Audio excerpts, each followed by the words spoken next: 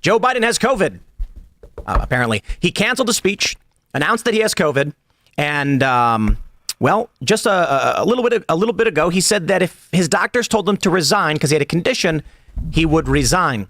So Donald Trump and his campaign, J.D. Vance, they said they can't commit to a debate with Vice President Kamala Harris they didn't say that. They said they can't commit to a debate because they don't know who the vice president's going to be. And it would be unfair to the list of other Democrats who may be the VP pick, basically saying Joe Biden is out. And it gets crazier. Well, we've got Chuck Schumer and Adam Schiff now calling for Joe Biden to resign. So it's seeming increasingly likely that this will be it.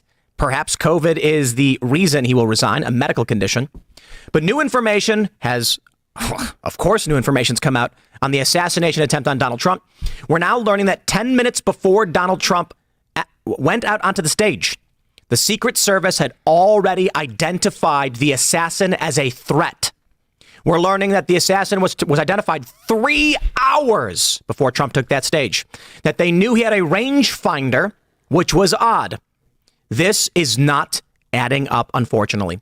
And in the briefing with members of the Senate, they answered only 4 questions before storming out, which several senators are saying is odd. Usually they'll try and answer all of your questions.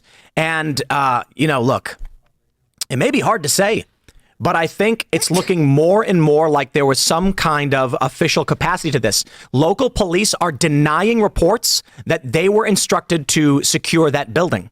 They're saying that's not us. We were told to do traffic control. And why would Secret Service hand off security of a sniper vantage point to a local police department? And they're denying it. None of this story is adding up. And the fact that they won't give answers, things are getting really, really weird. So we're going to talk about all that. But my friends, before we do, head over to mypillow.com/Tim. Use promo code Tim because tonight's episode is brought to you by MyPillow. You guys know Mike Lindell. We're all big fans. He's a good dude. And he's supporting our show tonight. So you guys can support him over at mypillow.com. They say you've asked and MyPillow listened. They're finally bringing you the most requested offer ever. Get the queen size premium MyPillow now for only $19.98. MyPillow is made with the patented adjustable fill. Adjust to your exact individual needs regardless of your sleep position. Helps keep your neck aligned and holds its shape all night long so you get the best sleep of your life. But that's not all. You can get their 6-piece kitchen or bath towel sets, only $25. The brand new mattress topper as low as $69.98, and get their famous MyPillow bed sheets for as low as $25 and so much more. Go to mypillow.com, use promo code TIM. You'll get these huge discounts on all of the MyPillow products, including the premium queen size MyPillow, only $19.98. That's the lowest price ever. They got a phone number you can call. It's 1-800-925-9096. Once again, promo code Tim. Shout out to Mike Lindell. He'll be here tomorrow. We're really excited to have him. It's going to be a lot of fun. But also, don't forget, head over to timcast.com. Click join us. Become a member. We're going to have that members-only call-in show coming up for you at 10 p.m. Eastern. You don't want to miss it. As a member, you're helping make this show possible. We can't do it without you. We're here on the ground at the RNC. Everybody's having a good time meeting and schmoozing with all of these great Republicans. And, of course, tomorrow's going to be a live audience show with a bunch of awesome people. I think there may be a couple tickets left if you want to go to the website and click that banner for the RNC live in Milwaukee if you want to grab those tickets. But don't forget to also smash that like button, subscribe to this channel, share the show right now because we've been doing pretty well, right? Views have been up because of the news, but we are getting inundated with messages from people saying the show isn't appearing on YouTube. It's not appearing on their channels. It's hard to find. You can't search for it. I can only suspect that we are doing well in spite of the efforts to suppress this kind of information, considering the way the corporate press is handling the story on Donald Trump's assassination and the official narrative of some lone nut job who got lucky. Yeah, we're not going to play those games with you guys. So share the show with your friends. Joining us tonight to talk about this and so much more, we've got Riley Gaines. Hello. Thrilled to be here. Who are you? What do you do? I am a woman. That's what I am. But I was a collegiate swimmer, swam in college, did some pretty incredible things in my career. But my senior year, we were forced to compete against a less than mediocre man in his rightful category. He was ranking 500th plus in the nation. Switched to the women's team, naturally won a national title. He and I raced. We tied, which is relatively embarrassing for a 6'4" man. He couldn't even beat me. Went the exact same time, but the NCAA said the trophy goes to him. And when I asked the dreaded question of why, they said it was necessary when photos were being taken. Wow. So Here I am. we do have another story in that regard. Elon Musk is officially announcing his exit from California over this new gender bill that they've passed. So we'll definitely talk about that. So thanks for hanging out. Barnes, he is here. Yes, always good to be here. It's been a fascinating time period, and it only continues to get more fascinating. And he is, well, who are you? What do you do? Oh, sure. Viva Barnes Law.locals.com. Viva and I do a little Law for the People show and have been covering a lot of the political news and legal news that continues to develop on that front. And so you are the other half of the Viva and Barnes show. Yes, Viva and Barnes. Barnes is my partner-in-law, as I say. Which camera? This one. Viva Frei. Everybody, I guess you know me by now. David Frei, former Montreal litigator. Current Florida Rumbler. I am no longer a lawyer because I relinquished my Quebec license because the only thing that was serving a use for was people filing anonymous complaints because they didn't like my tweets from Florida. So no longer practicing, but I had 13 years of experience. And Robert Barnes and I have our Sunday show. It's fantastic. Right on. We got Luke Rudkowski. Hey guys, Luke Rudkowski here of youtube.com/wearechange. I had to censor my shirt here a little bit that all the chicks are digging at the RNC. I'm also posting about that story and what I'm up to on Twitter on @LukeWeAreChange. I have a lot of fun on there, so check me out @LukeWeAreChange. And your shirt's on your website. I bet people are going to log on to see what it says. It says blank $8,000 blank. It's like a very weird Wheel of Fortune. I don't shoot blanks. Allegedly. I'll just leave it like I'll just leave it at that. I'm Hannah Claire Bremla. I'm a writer for SCNR.com. I'm co-hosting the show tonight. I'm so glad you guys are with us. Let's get started. Here's the story from Daily Mail.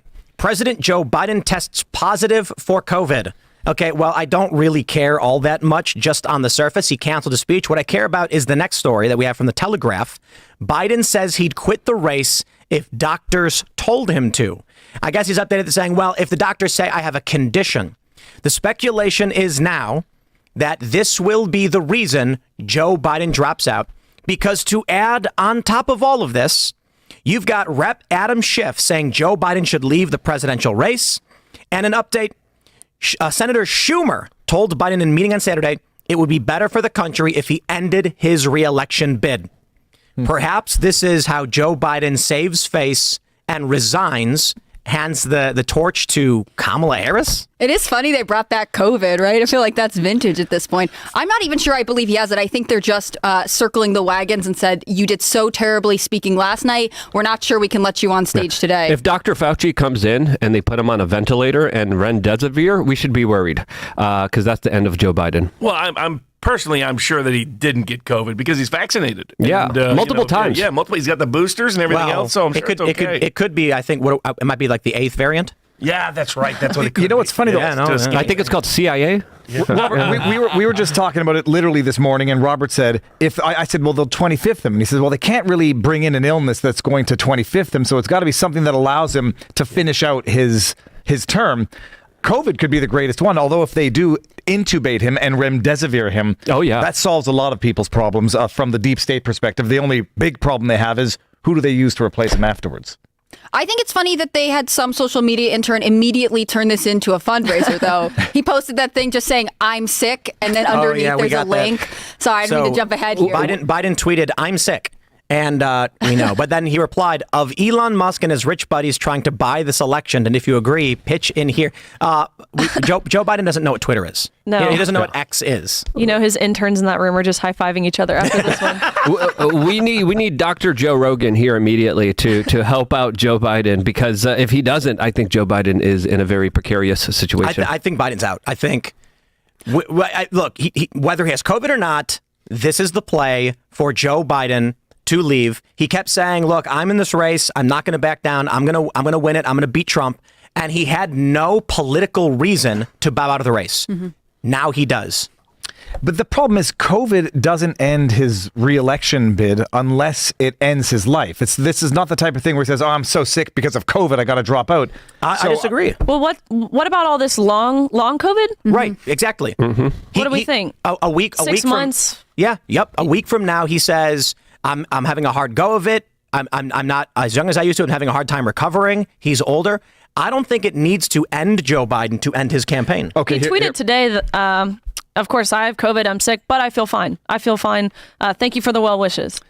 This is my play. I've got COVID. I feel fine. Oh, we just did a CAT scan. I've got advanced dementia or Parkinson's. As it turns I got out. a dropout. Just found it by chance. You know, in February I was totally good to go. Now they just found it.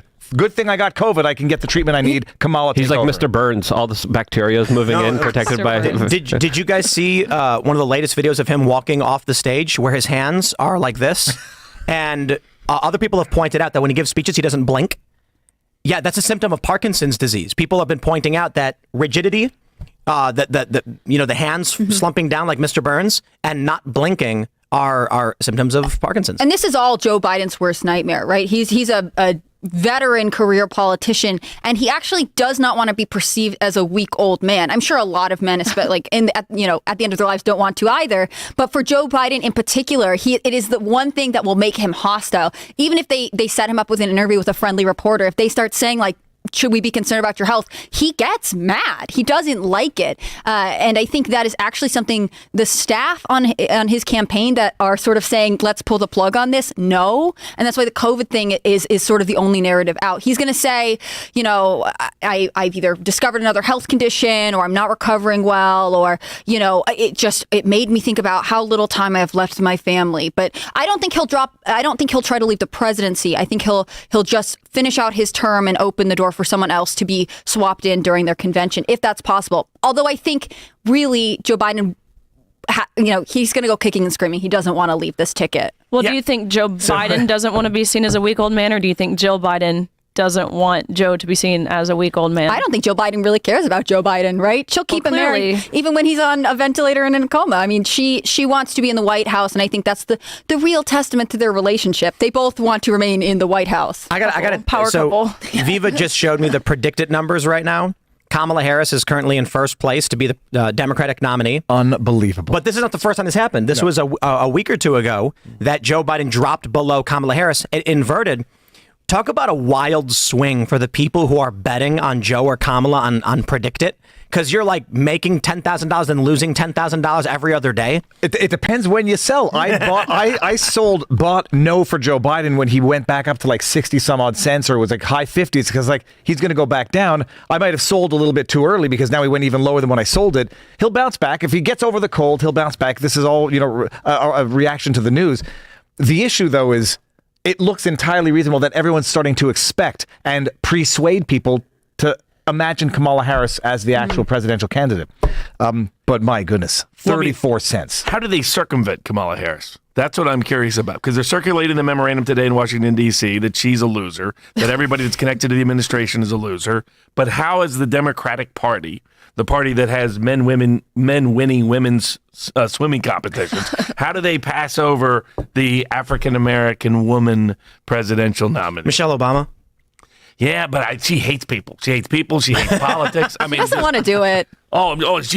She worked very hard to be able to cash in. To go to Richard Branson, do the island, go the Oprah tour. Everybody praise her. I feel like the deep state.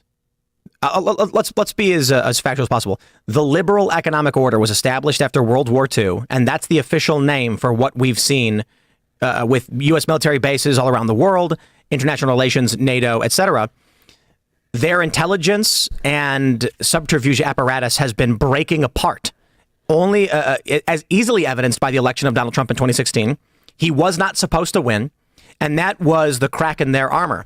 Since then, it's only gotten worse, to the point where they had to throw Joe Biden because they don't have anything else to do. I genuinely believe we're looking at the grandchildren of the men of the liberal economic order who don't know how to maintain a machine that was built by their grandparents, and they are losing their grip on it, to the point where we had this botched assassination attempt that appears more and more to be, let's just call it, in some way within official capacity, which we'll get to in a second. But where we're at now with this election is, we keep talking about how they do this, what they could do. I don't think they have any plan whatsoever for any political action. None. They said, Biden, you got to drop out. And he's like, no. And they're like, what do we do? And then now he's like, I got COVID. It's just pandemonium. But if you were in that deep state room, when Viva and I were talking earlier, my proposal would be pick somebody out of the blue, pick somebody that's a celebrity, pick somebody that could match up with Trump. I would try to recruit The Rock. Mark Hamill. But look. Mark Hamill, Robert president. See, I'm pretty sure that if two of the people at this desk and maybe two of the people even watching this show were in that deep state room, they would be giving them better strategy and advice on how to maintain their system than whatever it is they're doing. Yeah. They have no plan B. They had no plan B with Afghanistan, with Iraq, with Libya, with Syria, with Trump, with this. But I think their only hope is somebody better than who's on that list. Whitmer's not going to beat Trump. Harris is not going to beat Trump. Newsom's definitely not going to beat Trump. Michelle Obama's she's not even going to run, but she wouldn't beat Trump anyway. And nor would Hillary. I mean, Hillary all over again. But can you imagine we're writing this simulation that nobody can believe as it is? Like, he wasn't supposed to win in 2016. He wasn't supposed to dodge that bullet. And now it's Hillary versus Trump 2.0 in the simulation. It would blow. It's too much. If I presented a script, I said, here's a script for a movie, and they're like, the presidential candidate dodges a bullet? I mean, come on, man. Yeah, exactly. Like, he did, though. Literally. No. I mean, within a second, you see all the different videos. He wasn't, which also makes you wonder about who pulled that trigger, right? Is it really the autist kid who couldn't get into his high school program's rifle team? That's the guy who did it, rather than somebody else who did it? Well, we've got a lot to break down on that, because there's like... new details coming out. Oh, dude, the new details are crazy. So... just final thoughts, I suppose, on who do we think the actual Democratic nominee is going to be. I'll just say this. Everybody thinks they have to have a reason to bypass Kamala Harris. I really don't. I think Kamala, it's a rock and a hard place, and if the pressure cooker gets hot, she comes out and just says, I'm stepping aside. Have a nice day. Bye. And then, woo, and she gets in her car, and then they roll a clip saying Kamala had to fly back to her home planet or something. I definitely wouldn't California. bet against I wouldn't bet against Hillary Clinton on that list. But if you had but otherwise, I would.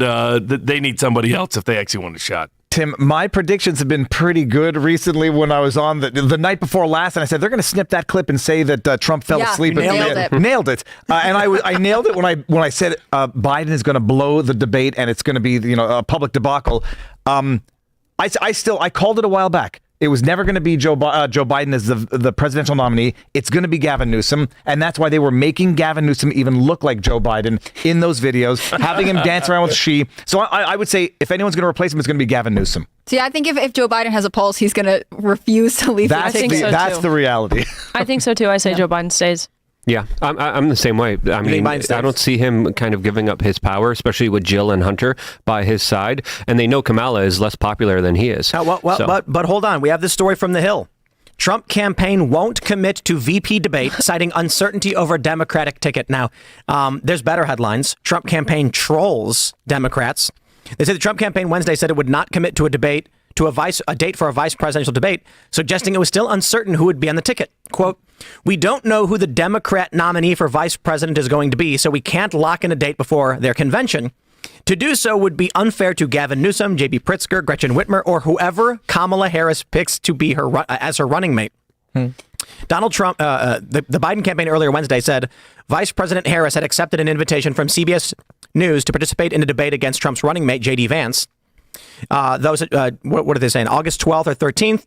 CBS News had previously extended an invite for the 23rd of July, though such a date seemed unlikely, given it was a week after the GOP convention. Quote, Donald Trump is the one whose campaign said he would debate anytime, any place, and who picked J.D. Vance specifically for his debating skills, Biden's campaign spokesperson Brian Fallon said in a statement.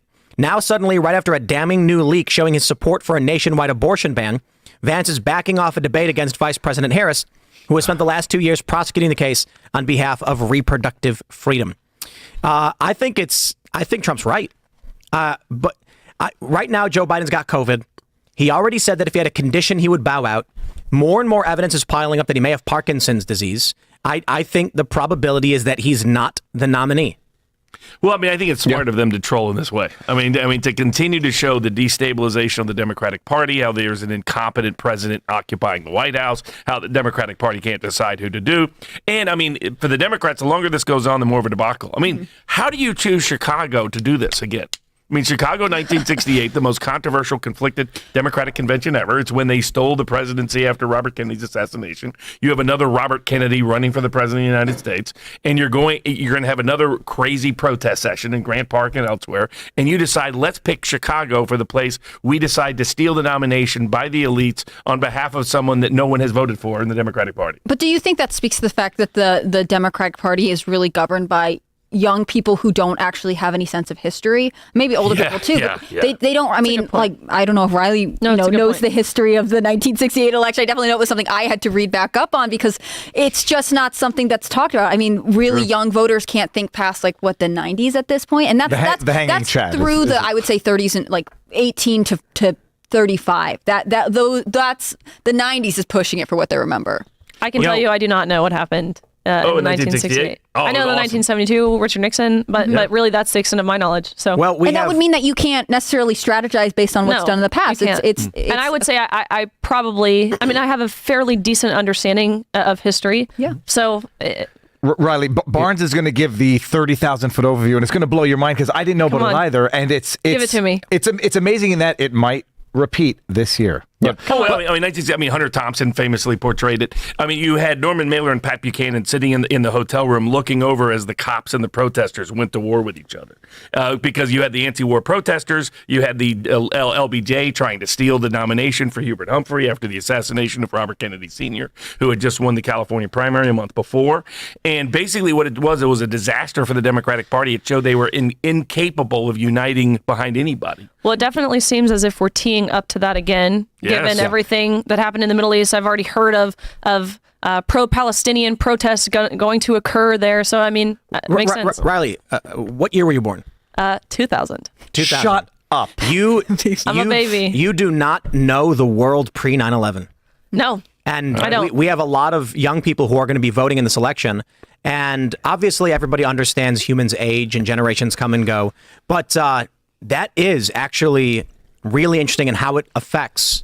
But you can see it in this piece right here, right? Where they talk about abortion and different things. And that's certainly an appeal to people like myself who don't have a fantastic, holistic understanding of history. They try and do this stupid stuff right here, talking about J.D. Vance and abortion. I have a lot to say about 9/11, but we'll talk about it afterwards. But more importantly, I do think the Democratic machine and the powers that be in the establishment might not be really running this year because there could be something else down the pipeline that will make elections kind of irrelevant. Or there could be a possible scenario where they kind of want Donald Trump to be in power because then when the economy collapses, they could blame it on him and his kind of right-wing populist policies that they could conveniently say, look, this is what ruined the economy. Look at Donald Trump's leadership that, of course, allowed us to be absolutely bankrupted and destroyed. So I think there's a play within a play here. And if you're looking at them, they're not playing to win. So if they're not playing to win, what else is going to be happening in the near future that might be on our radar that could be very concerning for everyone? Well, you could have an October surprise in August. Exactly. They're talking about this war with Iran. I just got to tell you, I just got to ask, actually. Considering everything we've seen thus far, what the could an October surprise look like now? I mean, come on. We've dealt with Donald Trump being criminally charged, indicted, federal, state level, sexual assault allegations that are ridiculous, the hush money convictions, now an assassination attempt. What could they surprise us? Let me tell you. World War. Economic collapse, another bioweapon, another pandemic. Yeah, a bioweapon, not a pandemic, not a pandemic, a bioweapon. I was going to say it's a new variant. Fair to a certain degree, but these aren't surprises. That's like not anymore. We're all sitting here with bated breath, being like, we're waiting for World War III to start. Yeah, I know. What's going to catch us off guard? But you say we all, you mean the people here. Do you think the American people really think that? I think people who aren't informed don't think that. Well, to a certain degree, I think the people on Twitter do. We can phrase it two different ways. The average person probably doesn't, but a larger than average sample does, which is abnormal. Larger than maybe what we would have polled historically. But still, I still don't think there's a super large percentage of people who are preparing for some sort of doomsday. I just don't. Has the October surprise ever been something good? Like, Hillary's pregnant again. I don't know what it could be. Was that good the first time? Yeah. Was that ever good? Maybe the October surprise this year is good news. I don't know what that could look like. I know I had an idea earlier today. It's always good for one side, right? Somebody tends to benefit from the October surprise. Fair. We got a fact check. I pulled it up. It's one poll. I don't know. It's from March. 61% of Americans surveyed believe that a global war is very likely or somewhat likely within the next 5 or 10 years. So that's a wide berth. That's a big number.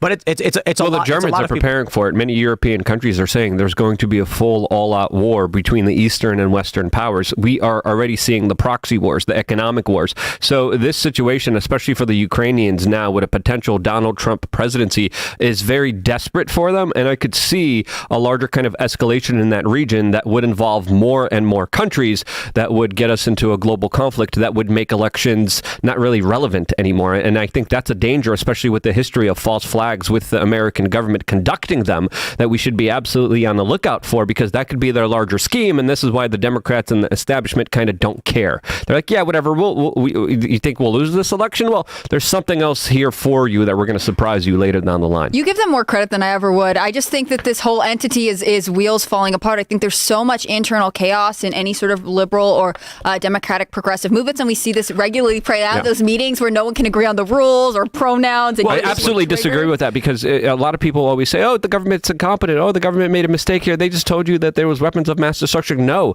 they were extremely successful when it came to destroying our civil rights, our civil liberties, when it came to transferring our wealth and money over to the military-industrial complex, when it came to absolutely controlling and ruling over us, when it came to COVID. They were extremely successful with the gains that they were able to get. And then when you look at from a larger picture, from hindsight, though, like they're so disorganized, they can't even pull this candidate. They didn't even successfully pick a vice president that would replace him. Nobody likes her. They didn't like her before. She was and George W. Bush was just dumb. I'm not saying that there aren't conspiracies. I just think that right now, whatever there may be, if you believe in the overarching idea that there's an organization running everything, they're doing a terrible job. They don't even like each other. Well, what you may have is something like pre-World War I elites, right? Yep. I mean, the British Empire, Ottoman Empire, French Empire, Russian Empire all collapsed within a decade because you had incompetent, corrupt people at the top. Yeah, it was crazy. And that's what we're seeing evidence of here. I think it goes to the saying, wealth lasts 3 generations. Yeah. So World War II happens. Strong men create good times. They build this system, which we actually grow to despise quite a bit, but they call it the liberal economic order. You can read all about this in the CFR's website. They explain how they did it and what it is. You ever, for those that are listening at home, did you ever stop and wonder why the United States has military bases in Spain, the UK, Japan, Germany? Can you name a country that has a military base in the United States? I mean, it sounds weird, doesn't it? But in the UK, we have military bases. The reason we have military bases in Germany and Japan is because we've been occupying them since the end of World War II. Now, I believe it was Yuval Noah Harari, World Economic Forum deputy, said if Trump gets elected, it's the end of this global order. What we're looking at is a global order created in the 50s or maybe late 40s.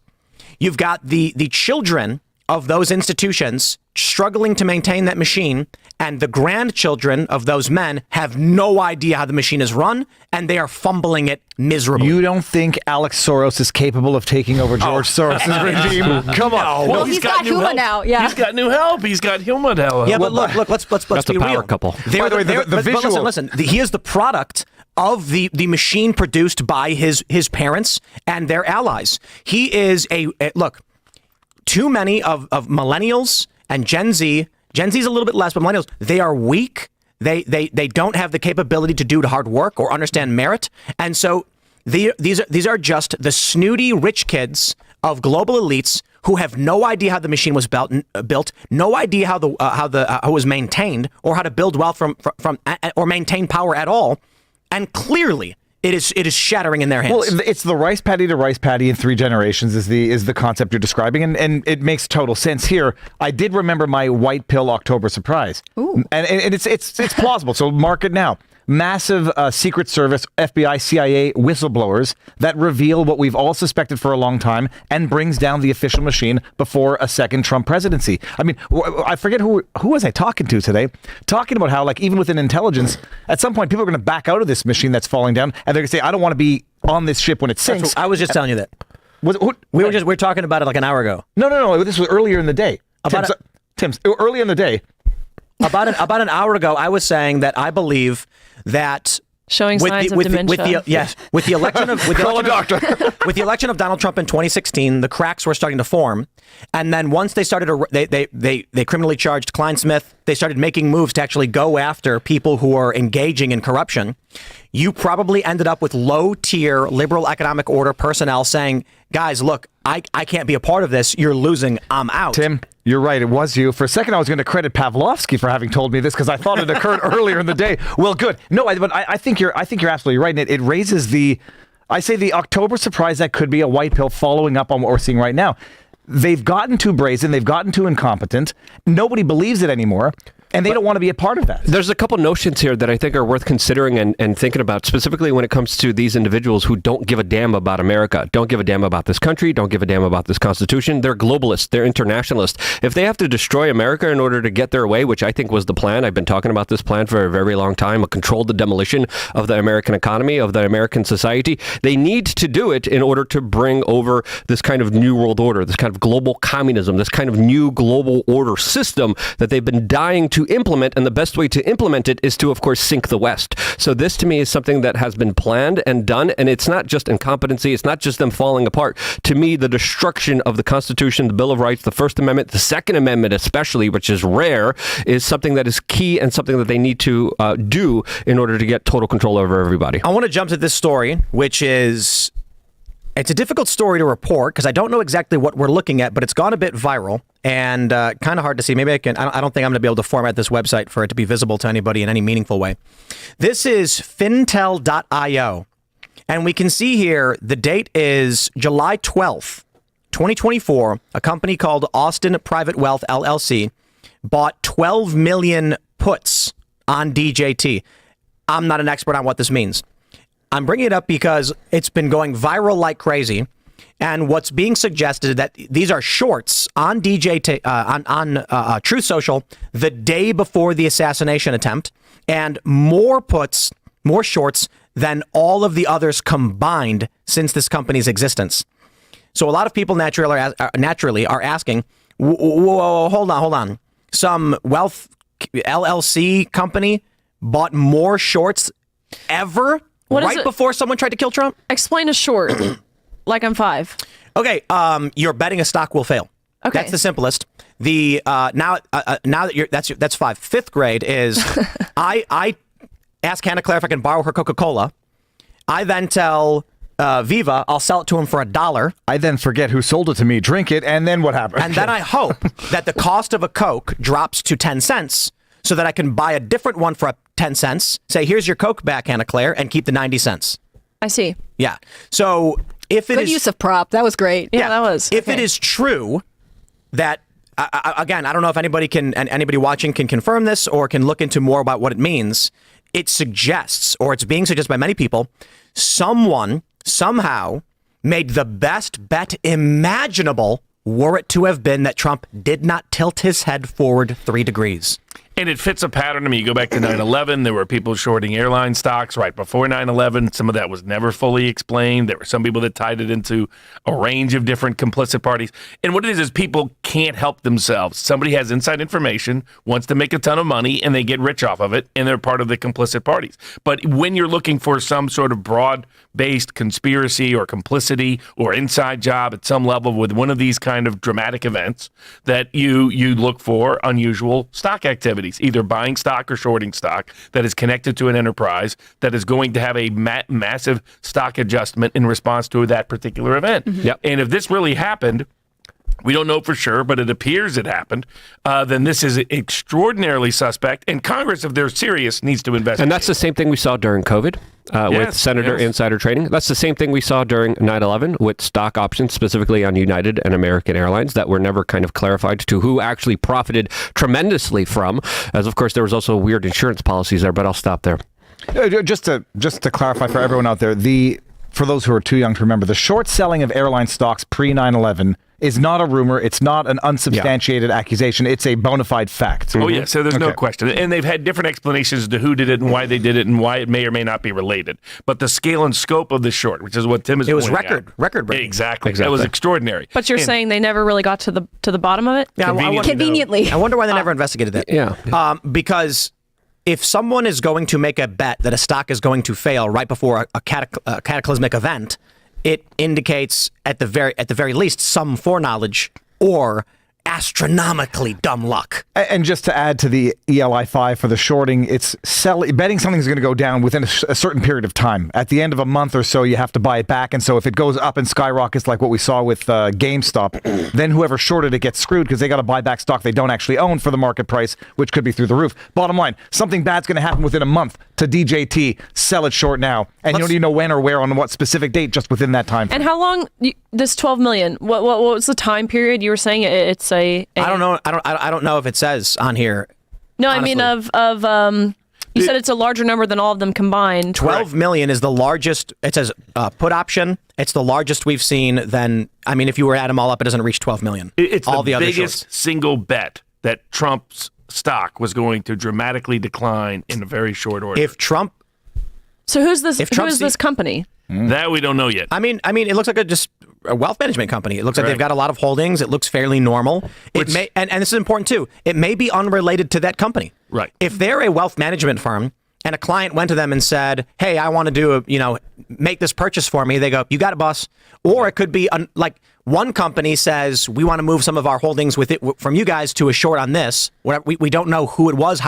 There's probably layers after layers after layers on this one. And do you think we'd ever get an answer? Because that's the problem for most American people. Yes. It's either too confusing to follow, or you just wait forever and it gets buried on all the news cycles. The white answer pill, is yes. The white pill October surprise. The leaker, someone comes forward and says who put in that order, or the company. You go find it out and see who they're connected to. Well, no. I mean, look, first I'll say there's always a possibility of astronomical odds that someone just made the purchase.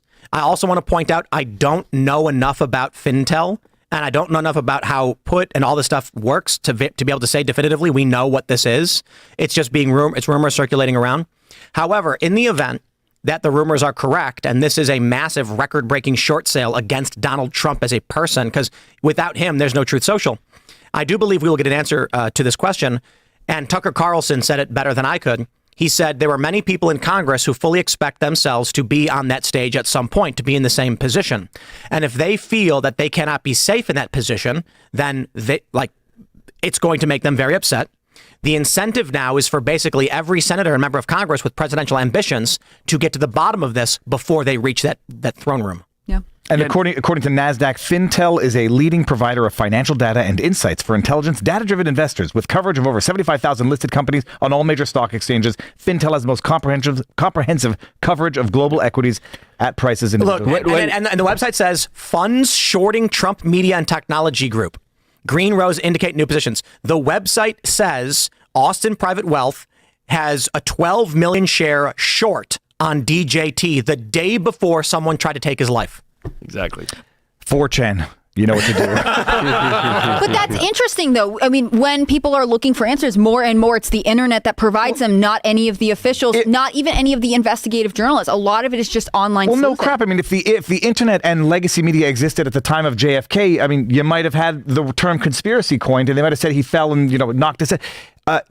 If it weren't in the age of digital media, social media, and independent journalists for what happened on Saturday in Pennsylvania, they'd move on to another story by now already. There was someone a woman posted a video being in Times Square in a restaurant, and she's like, because of Twitter, I know what's going on. I know about this attempted assassination, but none of the TVs are playing any breaking news, right? Wow. It's like you live in two separate worlds, people that are plugged into the internet, which admittedly sometimes it's not so good, and people who exist in this other space that is insulated to them because of the mainstream media. Well, now I do remember it was Tim who said he was playing poker, and he got the news and someone else got the news, but it wasn't on any of the mainstream media outlets. It's so crazy to me. I thought if something like that were to happen, you'd get an intercom announcement from management at the casino being like, "Ladies and gentlemen, we regret to inform you this thing happened. It is a shocking moment in American history."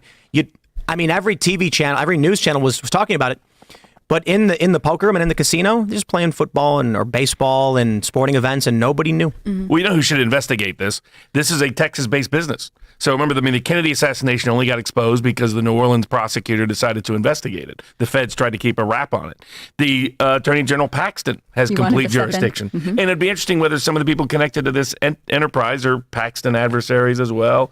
Are they Bush family ties? Mm-hmm. I mean, it is interesting. It's a Texas. Well, it's called Austin Private Wealth, but who knows? It could be Austin, Maine or something. I don't know. Oh, well, it could be. But it's Austin, Texas based. That's enough for him to have jurisdiction. We know that for a fact, though? That's my understanding from my research of it. It does. Okay. So it'd be enough for all Paxton has to do is just do a further investigation. It gives them jurisdiction. It gives them a nexus. It gives them a connection. Somebody That's what called I was Greg saying. Abbott. It's Somebody called called Ken Paxton. Austin, but I don't know that it's in Austin. But you've seen that? Yeah, when I researched, it was an Austin, Texas-based business. So if assuming it's the same one, that's the only one I could find that was Austin LLC. You know what's fascinating is when the put options were put on airline stock right before 9/11. How would any regular person track that data? They would not. Right. You know, this is back in a time where trading on Wall Street was still done by dudes screaming and waving paper in the air. Yeah. And now that's, you know, there's a guy whose job it is to look crazy on the floor of the stock exchange in New York. He's got crazy white hair. And whenever a story about the stock exchange happens, he makes a crazy look on his face and they take pictures of him because they want that symbol of the stock exchange. But we're not in the narrative. People are it's robots doing all this trading now. It's algorithms and machines. But that also means that, you know, Joe Schmo in the middle of Nebraska can go onto fintel.io and look and see this just happened in real time and say, whoa. And they can call their member of Congress and say, can you get a subpoena to this company, Austin Private Wealth, and ask them why they shorted Donald Trump's Truth Social to the tune of 12 million shares the day before someone tried to take his life? But if this was someone or an entity that supposedly knew about it, wouldn't they be smarter than to do this? No, they're greedy. They're greedy. Yeah, Is the they're thing. So they're greed. greed. Well, meanwhile, talking about the big squeeze, not only did it not short, but the shares surged in the wake of him surviving. What happened to that short position? Oh, they're going to lose so much money. They're screwed. Let's do one last little analogy. I will borrow Hannah Claire's Coca-Cola. These go for $1. I then say, I'll get you your Coke back in a week. Hey, I'll sell you this for $1. I now have $1. Uh-oh, bad news. The cost of Coke just jumped to $10, and I owe Hannah Claire a Coke. So I got to pull an extra $9 out of my pocket to buy it back from Viva, and I just lost $9, and I go, damn. Yeah, don't drink that high fructose corn syrup, by the way. Also, don't short stocks. It's an easy way to lose a lot of money. Oh, quickly. because the losses are infinity. Yeah. They have margins, but you can't, they And won't that's let why you. Bill Gates is being screwed over with what he's trying to do with Elon Musk. Bill Gates is trying to short Tesla, and there's a lot of rumors specifically showing how he's losing a crap ton of money. Depending on how you handle your short, I mean, growth can skyrocket out of control and force you to sell rapidly, and it can cost you a lot of money. Whereas if you spend $10 on a share and it goes to zero, you lost $10. But let's jump to this next story, ladies and gentlemen. It only gets stranger. From the Post-Millennial. Secret Service flagged would-be assassin as threat 10 minutes before Trump went on stage. Quote, you would think over the course of that hour you shouldn't lose sight of the individual. Somebody ought to be following up on those sorts of things. No evidence of that happening at all, Senator John Barrasso said. So here's what we know so far. 3 hours before the attempt on Trump's life, they identified this man with a rangefinder and flagged him. 3 hours. 3 hours. That's the latest. It was from this. They reported this morning. It's actually, they knew for 3 hours when he tried getting in. An hour before the shooting, another officer identified him as suspicious, again, using a rangefinder, tracking distances. And when you say they knew, Secret Service. Police. Yes. Law Police. enforcement. They called it in. Service. As they say, he was known to them. CNN reported they called him in as a suspicious individual to keep an eye out on. Now hold on. So then 26 minutes before the shooting, you had a police photograph him, a direct encounter. At some point within this time frame, another officer.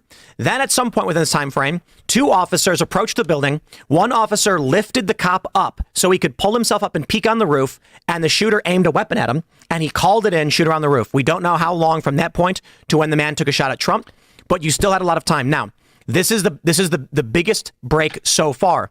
The Secret Service flagged a threat 10 minutes before Trump went on stage. I'm sure Dan Bongino is screaming up a storm saying, impossible. The Secret Service being told there is a threat, a man with a rangefinder, and Trump is not out on stage, would keep him in the holding room or whatever. Dan Bongino already talked about this on the show. He said, in Secret Service, you have a holding area. Why? You hold people there, but while you're clearing a threat. If you get a threat, you then say, wait, we're going to clear the threat. This would mean the Secret Service knew there was a threat and pushed Trump out, violating protocol. To add on to this, and again, shout out to Dan Bongino, he pointed out, it's absurd that they did not have someone on that roof. And it's also even crazier if they couldn't because it was sloped or whatever, which is insane. They would have broken line of sight.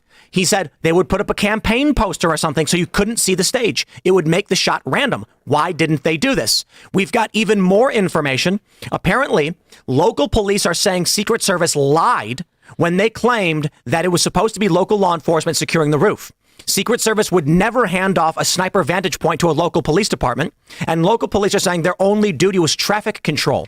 This whole thing is breaking apart. We're going to get into the next bit of the story, but I want to give everybody a chance to talk about it, where in a briefing with members of the Senate, they answered 4 questions and then bolted out of the room. It's looking more and more like, I'm going to love to say it, inside job. Yep. I've been saying that from day one. It was the first thing that I thought about. It was the first thing that I said, because independent media, including you yourself, Tim, Alex Jones, Tucker Carlson, and myself were saying there's going to be an attempt on the president's life. Donald Trump needs to assassinate proof himself. So when the events happened, this is something that we've been saying was going to happen. So when it did, automatically everyone's red flags kind of went up, saying who's responsible for this? Because there's no way someone, a loner, a 20-year-old kid who also, by the way, had 2 different explosive devices and a detonator with him allegedly not having any kind of skill when it comes to explosives. He was also a very troubled young man, and there's a crap ton of articles out there, even from the corporate media, specifically highlighting how the FBI preys on mentally ill people, specifically young men, and tries to use them in order to goat them to commit larger terrorist actions. I want to play this clip for you guys real quick. You can hear it from Fox News. Secret Service had identified as a character of suspicion this man, this shooter, because they saw a rangefinder on him as well as a backpack. And this all happened more than an hour before the shooting actually occurred. So they saw the guy and they identified this guy as suspicious. Now, more details coming from a source familiar here who was also in the meeting tells me that about 10 minutes before former President Trump went onto the stage, they had gone from looking at this guy as suspicious to now looking at him as a threat. I don't see how this could be an accident. It's not. Absolutely not. And now his cell phone was cleaned, so they can't get any data or information out of it. The average person doesn't know how to do that, especially a young 20-year-old with no social media history. Absolutely total inside job from start to finish. Let me steel man this. He was out golfing. He had the rangefinder. He needed to position the hole, and the backpack was extra golf clubs. It's obvious. There's a little detail which also I think is newly breaking, that apparently the parents had called the police 2 hours before, saying their son was gone, missing. They think he might have had a gun, and they're nervous about him. They said that he was supposed to be going to a range to practice shooting, and when he didn't come home by 1 p.m., they became concerned. And that should tell you a lot, right? He's a 20-year-old man, and he hasn't even been missing for 24 hours, and his parents are already like, something is not right. We need to find him. Well, and they're looking at sound acoustics, they're looking at trajectory, and everything points to a potential second or third shooter. Right. I mean, is it likely the kid who couldn't make his own shooting team is the guy who did it? I mean, one detail too that I don't know if someone could fact check this for me real quick that I've seen on X is that there was more than one sniper team that had eyes on the shooter. And in fact, the image everyone's sharing of 2 guys on that barn sloped building are not the men who took out the shooter. Yep. Their view was actually obstructed. So then the question is, how many snipers did Secret Service have watching this guy that no one took action upon? And were there actually people right underneath him in that building, according to various stories that are coming out? I mean, there's no explanation for how this could happen with any competent security. So the only question was, is it extraordinary recklessness or an inside job? There's no way it's recklessness. What did you call it? Fractal wrongness? Fractal wrongness. There's no way it's negligence. There were overt decisions that were made. And you hear, the thing is, even if you weren't inclined to believe that, you listen to Kim Cheadle's interview and her answers don't make sense, even based on what we know. They weren't on the roof because it was too sloped. As if we're talking about protecting the president from assassination and you're worried about a twisted ankle of Secret Service, and the other roof is even more slow. So her answers don't even make sense with it. Inside job, or someone just allowed this to happen. There's some, I don't know how you get or MK Ultra. Just to interrupt for a second, the Daily Mail is reporting that there were 2 sniper teams that both had a shot of, or had view of the roof that Crooks was on. How many shots did the shooter get off? Was it 8? There's inconsistency because there's sound that says there's one thing, there's timing, there's suggestions that he really should have only been able to get off 3 or 4, and yet they got to explain more than that. So that's where some of the questions are arising as to whether there was more than one shooter. I've not analyzed the audio or anything like that, but some people are pointing out that you're not hearing multiple shots, you're hearing echoes. Right, that's always possible. Right. And you don't know which way. The other thing is where the trajectory is, where he was doesn't seem as consistent as where the bullet came from. So, I mean, and there's already people pointing out second and third potential shooter locations. Well, eyewitnesses on the day of did say more than one shooter. Yeah. That being said, when people don't know what's going on, Right. she may be talking about the Secret Service. Well, it's the same thing as the Vegas shooting. So, because of the echoes and the other issues, there's always been questions as to exactly what happened. I got to tell you, it is really fascinating for people who have no experience with guns. They genuinely, I do not believe they would understand where the bullet is coming from. Right. With echo, they'd be confused and they'd say, I heard a shot over there, and then immediately a shot over there, and it's like, right, because the sound bounces. A lot of the eyewitness reports immediately were, well, we thought it was fireworks. I mean, not everyone can even identify the sound of a gunshot, and I don't blame them for that, right? It's a deeply confusing situation, especially when you're going to an event like this where you believe that there is not just trust. Right. You have trust that Secret Service or police, law enforcement, they've done their job. It's not just security, You would it's like think it's the fireworks. best security Right. in the world, because theoretically it's supposed to be protecting the former president of the United Right. States. And in fact, the head of the FBI right now used to be involved with the Biden detail. I mean, I saw an interview with Eric Trump saying, I know these service members have been around for a long time. It's one of those moments where I'm sure if you're the Trump family right now, you are both not wanting to cast doubt on agents who you have known, have had in your home, have a personal relationship with, and also looking at this agency like, how did this happen? How did we get here? I mean, this is still the agency that is protecting Donald Trump right now. That it must on some level be sort of terrifying. You're putting your trust into people and you don't really know. I saw an interview with Eric Trump who did say, he was like, look, these are people who we have known and we've trusted. We've seen people on social media saying they didn't do a good job. They weren't thorough. They weren't effective. They did their job. So again, I think it shows that they do. They know and love these people. But it's important to understand there's the Trump detail, which is a small handful of Secret Service they probably know and trust, and then the rest of them who are at that rally who they don't know. Well, and my understanding is a bunch of the Trump detail was pulled off that day because they were given they needed vacation time and they suggested That's this. where all the women came in. And not only that, a second group, the best people locally, were also pulled off for Jill Biden because Jill Biden was doing a fundraiser in Pittsburgh at the same time. I saw what Mike Cernovich posted about this, and it's actually terrifying. When, we talked about what would have happened had Trump not tilted his head but a few degrees. And, Viva, you mentioned it would be like Franz Ferdinand. It would be the ignition for urban domestic conflict as well as international conflict. Mike Cernovich basically said, his view, the plan was after Trump is taken out, Joe Biden uses this emergency to launch extreme executive authority and then lock things down across the country, control the elections. I don't know exactly how it would play out or what would happen, but I do imagine that the federal government would go full Directive 51.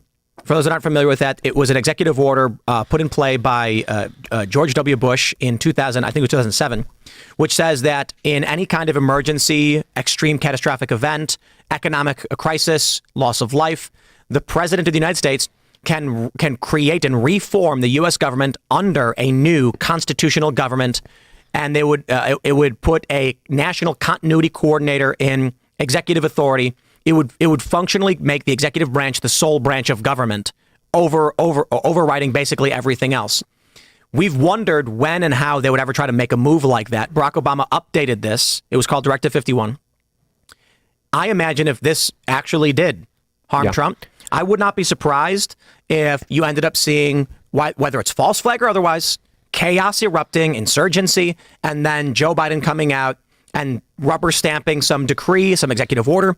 Rhinos in the uniparty establishment, Republican Party saying now is not the time. We need security in this country. These people are crazy. And then you'd end up with Nikki Haley going on stage and saying, I will be your nominee. I think the next step following that would be that there would be a larger push for gun control. And there would be a larger push to disarm the American public, which would lead us towards a larger perpetual war within the United States. And I was talking about this earlier on my Rumble show with Benny Johnson specifically. If the assassination attempt was successful, this would have put us on a pathway that would have stopped the election, suspended the Constitution, and allowed them to essentially set up martial law. They were going to blame Iran.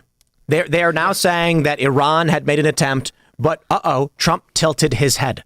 I'm willing to bet the whole play was we blame it on Iran, we go to war with Iran. That's our casus belli. It keeps the establishment forces in control. It removes Trump. Trump didn't name a successor or a VP. The MAGA base is in chaos. Nikki Haley becomes the nominee with second most delegates and then vows retaliation against Iran. And we've already talked about this on X. Even Trump supporters, neocons, DeSantis supporters, everybody agreed. If a foreign entity assassinated our president, be it Biden or Trump, the U.S. must retaliate. Right. Because you are not a nation if you cannot defend your leader from an enemy attack. this is scary how close we came to World War III and I guess fascism. Well, and Pompeo was going to be the VP. I mean, he was telling people, all the Iowa delegation here, I was talking to them, he was telling them all week that he was going to be the VP. Really? Yeah, so you can imagine Haley Pompeo is the ticket, the former ex-CIA guy. Yeah, he was really telling people. He was really telling people. The Iowa delegates were telling my friend, who was also an Iowa delegate, saying, oh, no, but it's definitely going to be Pompeo, which I think what that meant was they thought it was going to be Nikki Haley and Pompeo. Wow. And it was going to be a perfect national security ticket. That way the deep state wins either way, whether it's Biden, Harris, or whomever. Did you see that? That Haley said during her speech, Trump wanted me to be here, and then there's a cut to Trump. Somebody did the lip reading, and he was like, actually, she wanted to be here. Like, he says that? Apparently she asked to be here, which I totally believe. That she wasn't even supposed to be at the convention before the assassination attempt. Yeah, one thing just on the Iranian angle to it, like they preloaded it with information that came out after the botched assassination attempt, which now no longer makes any sense. All right, so they had intel that Iran was trying to kill President Trump and then laxed on security and then left open the sniper vantage point and then told people to take the day off. And then when that information comes out, it makes absolutely no sense. Had he been killed, then they say, all right, a lone gunman. Oh, he's registered GOP, not mentioning that he donated to Biden through ActBlue. Oh, and then Iran was threatening things. And now we find things on his social media that tie him to Iran. And now we get to justify war with Iran. Nothing makes sense. There's no narrative. It's just pure chaos. But I tell you this, no reasonable person could conclude a lone whack job got lucky. The Secret Service knew there was a threat 10 minutes in advance and pushed Trump out onto the stage with smiles on their faces. Yep. That is not normal. And what you have is people writing the deep state simulation script are the same people that are writing for Disney these days. Oh, yeah. And you have the same level of quality and the same level of believability, the same level of credibility. I got to say just real quick, we're moving on this. We have more to the story, but Donald Trump tilted his head 3 degrees. Watch all of the assessments, the 3D analysis. I mean, if Donald Trump did not just, it's within like a second and a half. Trump just tilted his head a little bit, and you can see there's a new video they put out. The crosshairs over Trump's head, and then the tilt, and you can see it going over his ear. Let me pull up this. We have a tweet from Senator Ron Johnson. The U.S. Secret Service Senate briefing was unbelievably uninformative. Only 4 questions were allowed. The rest of us are supposed to submit questions. I already have, awaiting a response, not holding my breath. We've got this. Let me pull up Senator Mike Lee. He says, Secret Service Director Kimberly Cheadle needs to step down immediately. Today's mostly information-free briefing only confirmed that. What little information she gave us was at once deeply troubling and glaringly incomplete. At least 3 of us, Senator Blackburn, Cruz, and me, had sought recognition to ask questions and were in the queue when they abruptly cut the call short. The Secret Service agreed to give us this briefing. Normally, federal agencies that agree to brief us will do their best to answer all of our questions, even if it takes a little while. Never in my 13 years in the Senate have I seen a briefing end after answering only 4 questions. If I'm not mistaken, 3 of the 4 questions allowed were asked by Democrats. So why hold the briefing if they weren't going to tell us anything? Why the hell did Secret Service let Trump walk on stage before resolving the potential threat that they had by then identified? How many requests did Secret Service assign additional agents to the Trump campaign have been ignored or rejected over the last 2 years? Why wasn't a single agent positioned on that roof? Would Secret Service ever let Joe Biden walk on stage before resolving a specific known security threat? Has it ever happened? Which of its obvious failures will Secret Service try to blame on climate change? That's a good one. What do these Secret Service failures say to America's foreign adversaries? And what kinds of horrible things will they encourage? Once the perception sets in that the security surrounding a presidential candidate can be circumvented this easily, should we expect to see more assassination attempts? Why isn't Biden taking action against his own Secret Service director and Homeland Security Secretary? If this incident doesn't warrant firing some people, what does? Were they trying to half-ass this? I'm not even sure this qualifies as a half-assed effort. Is there such a thing as quarter-assing? I want to point this out. I hope you submitted these. Look. Tucker Carlson predicted we're in assassination territory. They have changed laws to prosecute Trump. They have created fake criminal charges to prosecute Trump. I want to stress this to the utmost degree. The hush money case against Donald Trump had no statutory basis. It was expired. It was a misdemeanor. I think perhaps for the first time, Barnes, or correct me if I'm wrong, they have assigned a crime to Donald Trump without due process by stating that Trump committed a secondary offense for which you can charge him for a first offense, without ever having a due process court hearing to prove beyond a reasonable doubt Trump committed any crimes. And then they upgrade to this felony. They have taken unprecedented actions to hinder and stop Donald Trump and ruin his life. Tucker Carlson said, they have failed, and now we're looking at assassination territory. So when all of these things happen, and we get to this point, I have one question for everybody and for everybody watching. Do you believe Trump derangement syndrome exists? First question. The second, based on everything we've seen from Libs of TikTok's account, do you believe there are American citizens who want Donald Trump to die? And third question, is it possible any of those people work for the Secret Service? Trump derangement syndrome certainly exists. Have you seen Keith Olbermann? Have you seen people like Joy Reid? These people who constantly tout and do make the comparisons of him to Hitler, what have you. TDS certainly exists. Question number 2, what was it? Are there people in this country who want Donald Trump dead? Libs of TikTok has done such a phenomenal job in highlighting these people, and many of them ultimately getting fired from their jobs. And the last question is it possible any of these people work for the Secret Service? I will say my hometown, right? I'm from Tennessee. We had a girl from Dutch Bros, which is like a coffee place. She tweeted on there or put on Facebook the same thing. Several people are tweeting, right? Dang, I wish the shooter didn't miss. There's no way someone like her works for the Secret Service. And I feel like that's a lot of what we're seeing is just... Didn't Libs of TikTok highlight an FBI staffer who did express similar sentiment? Several staffers on the Hill, members of Congress, members, senators. If these people truly believe that Donald Trump is Hitler, as they've screamed for 8 years, and these people have been radicalized, when you see someone go on Facebook and say these things, it is not unreasonable to conclude similar sentiments are held by people in Secret Service or law enforcement, and they are willing to take the utmost egregious actions. TDS, it's just an iteration of mass formation psychosis or group psychology. Of course it exists. You call it TDS, but it has another actual clinical term.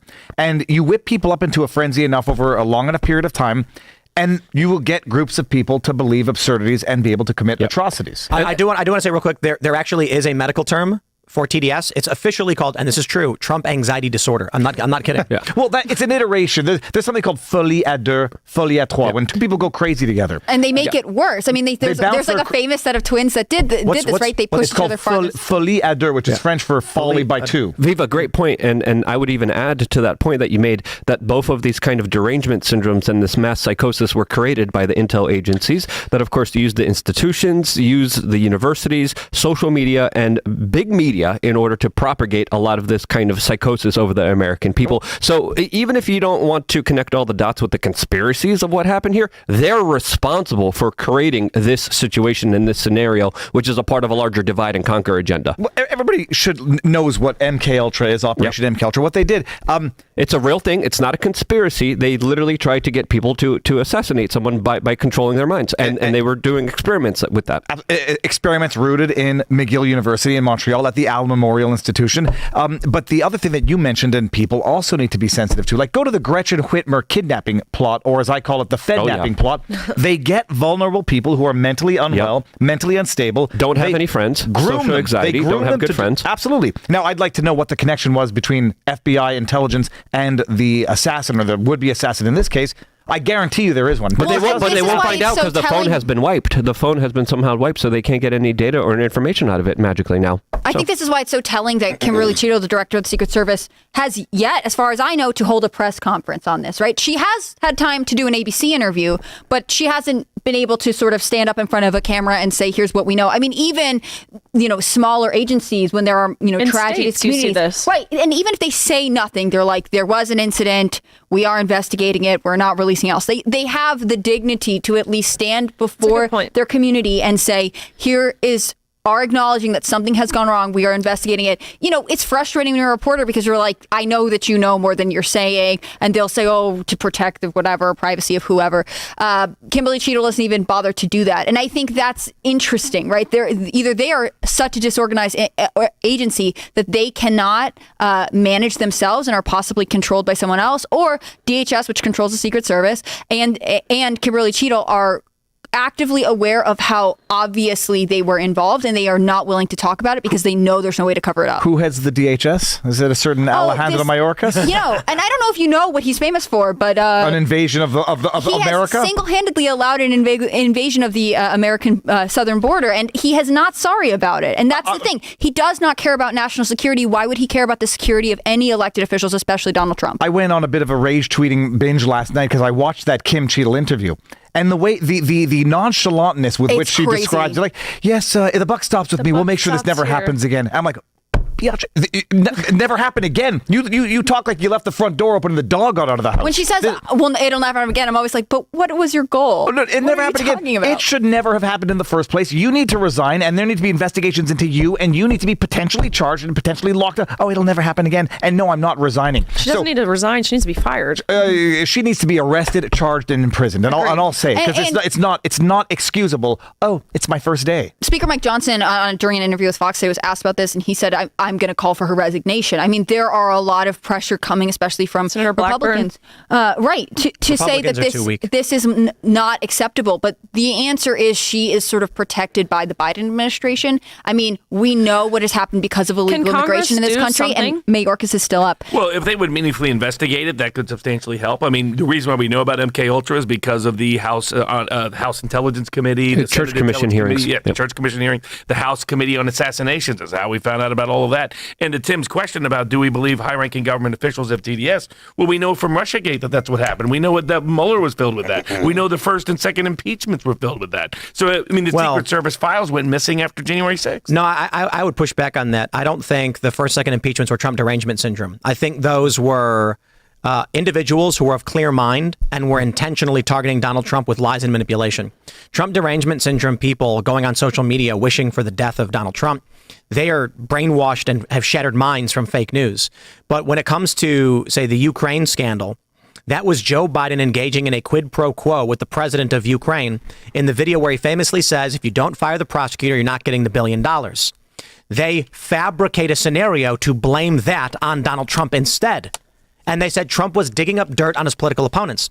The fascinating thing is Joe Biden's on camera admitting to a crime by their own standard. And when Donald Trump tried to investigate that crime, they accused Trump of the crime and impeached him for it. That's not derangement. That's strategic. If I'm... it's confession to protection at every level. I mean, but you see it with the Vindmans. We see it with the head of counterintelligence. You look at Peter Strzok. You look at James Baker. You look at James Comey. I mean, Klein-Smith fabricated evidence to put an innocent man in prison. Yes. I mean and these are some of the highest ranking law enforcement people in the country and some of the highest ranking State Department people in the country. Now I will ask another question for you guys. Did you see the reporting about how there are members of federal law enforcement who are terrified and have expressed that they will flee the country if Trump wins? You guys have seen this reporting? Yeah. Oh, yeah. Is it possible any of those people don't want to leave the country and may take other actions instead? Well, let me. I want to throw in a little doom pill, black pill here, going back to Kim Cheadle. Her name is Cheadle, by the way. I mean, nomen es omen. Let's cheat a little to win this election.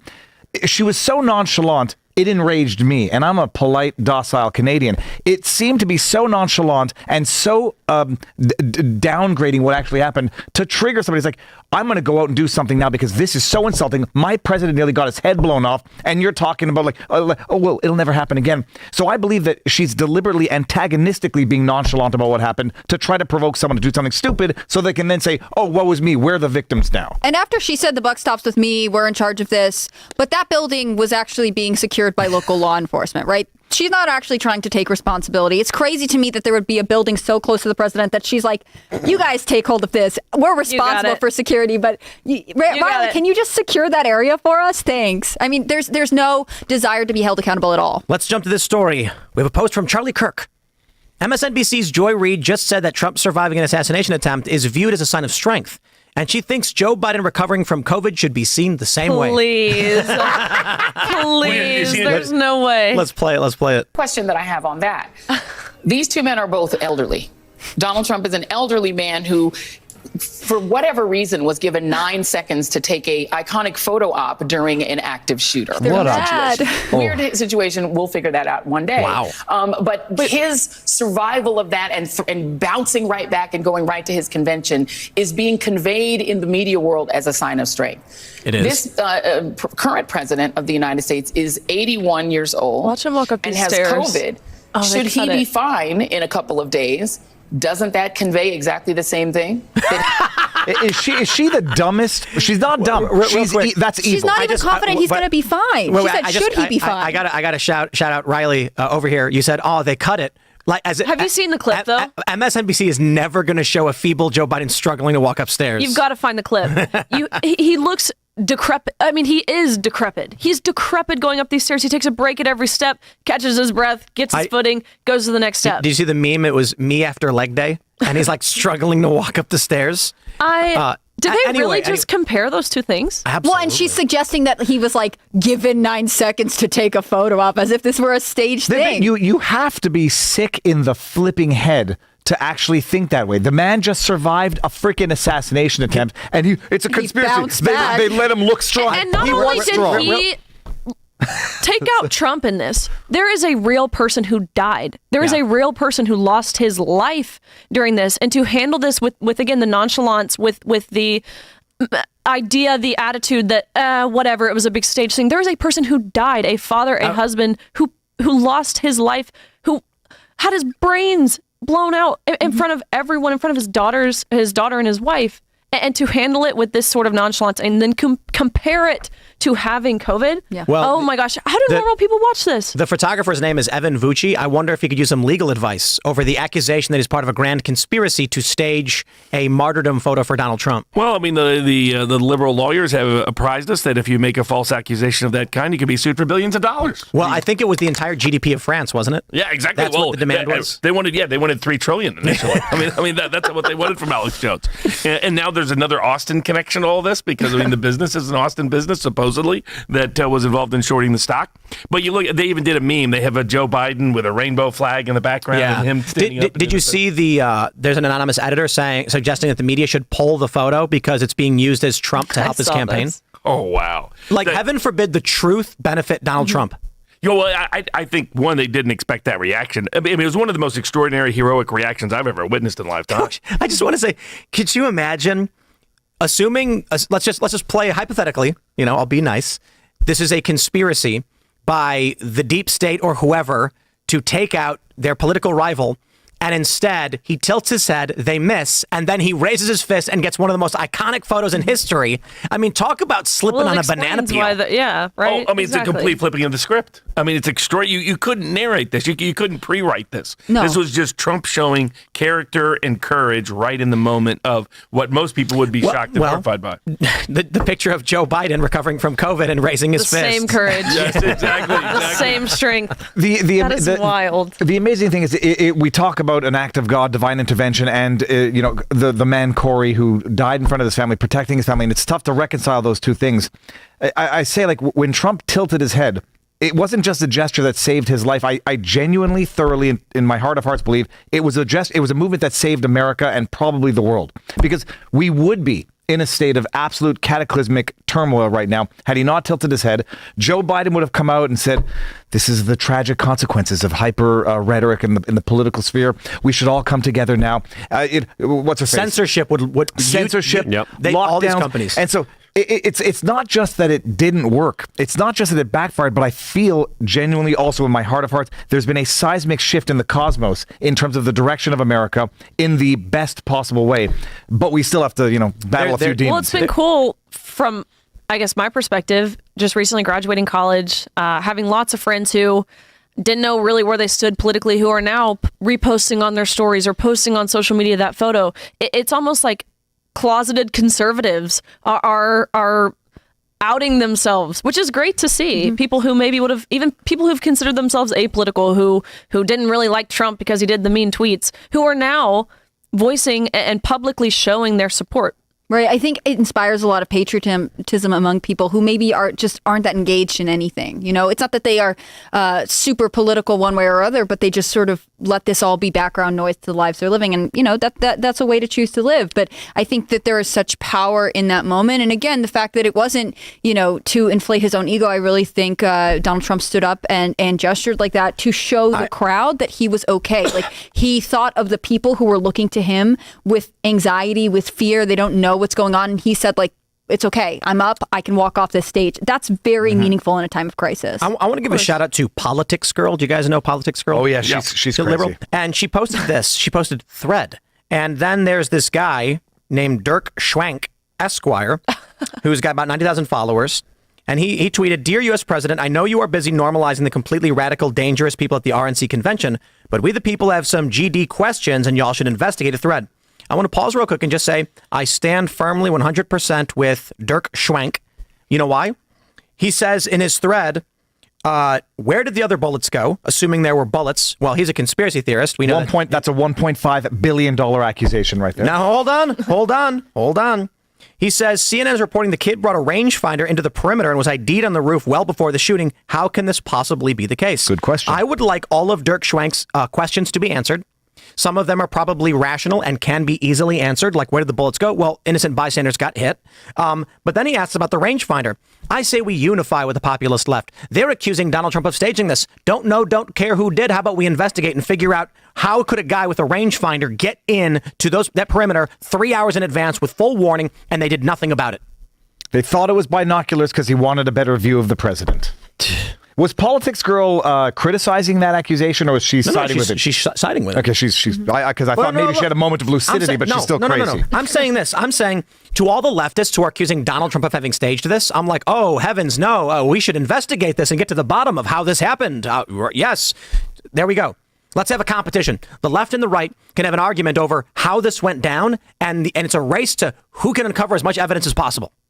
Then we'll know what happened. Yes. I mean, I'm happy if both sides want to dig as much as possible and as much information is brought to light for whatever cause, whatever side of this you're rooting for. Just bring the information forward. I think that's one of the things America needs really seriously right now. I agree with you, Viva, that moment changed the trajectory of American history, and I think there was a healing element to it. I think there was a comfort to the gesture that Trump had. But I think one of our biggest challenges as a society is the fact that we are so low trust. We do not believe our neighbors. We don't know them. We don't want to know them. We don't believe our governments. We don't believe our news outlets. And there are good reasons for this. I think all of these institutions have lost the people they're supposed to connect. But it is not enough to just say, oh, that's something that happened in the past. We have to have a society that becomes transparent and honest and cultivates trust again, because we can't have a unified culture without it. We do have this breaking information right here that I think you all need to see.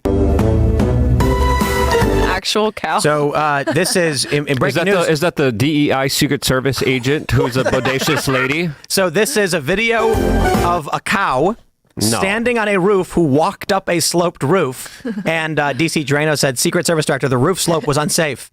And then he puts an actual cow. An actual cow. Yeah, that's a lie. It's just not true. Look. To the left that argues that Donald Trump staged this himself, the reason why I don't buy that is that the story doesn't make sense. If the conspiracy was of Trump to fake an assassination attempt, they'd have answers to all of these questions as to why there weren't police, how this guy got in. But it actually appears as though whatever happened actually failed. Whatever plan was in place failed. If you want to argue there's no conspiracy and security failed, then security failed 100%. And that's the official, I refuse to be a conspiracy theorist notion. The left is arguing that Trump staged this. They're saying he had a gel pack in his hat and he smacked it when that's why you see us put his hand up. When his hand goes up, they're like, that's when he hits the gel pack. And then he goes down. Others have said the Secret Service pours the thing on his ear and then he stands up. It's a trick. And I'm like, yeah, if that was true, there wouldn't be weird questions and panic from the Secret Service as to why they didn't handle this properly. They'd have reasoning behind that. They'd have sent out their alert that they're going to hold a press conference like 3 days in advance. They would have been ready with their story. It's if this all went according to plan, we would be saying, wow, I can't believe how that all went down. Yeah, I mean, well, there wouldn't be other dead bodies there either. Yeah, I mean, those are the problems with. I mean, I think they're shocked by the net positive effect for Trump, and they're trying to spin it whatever way they can.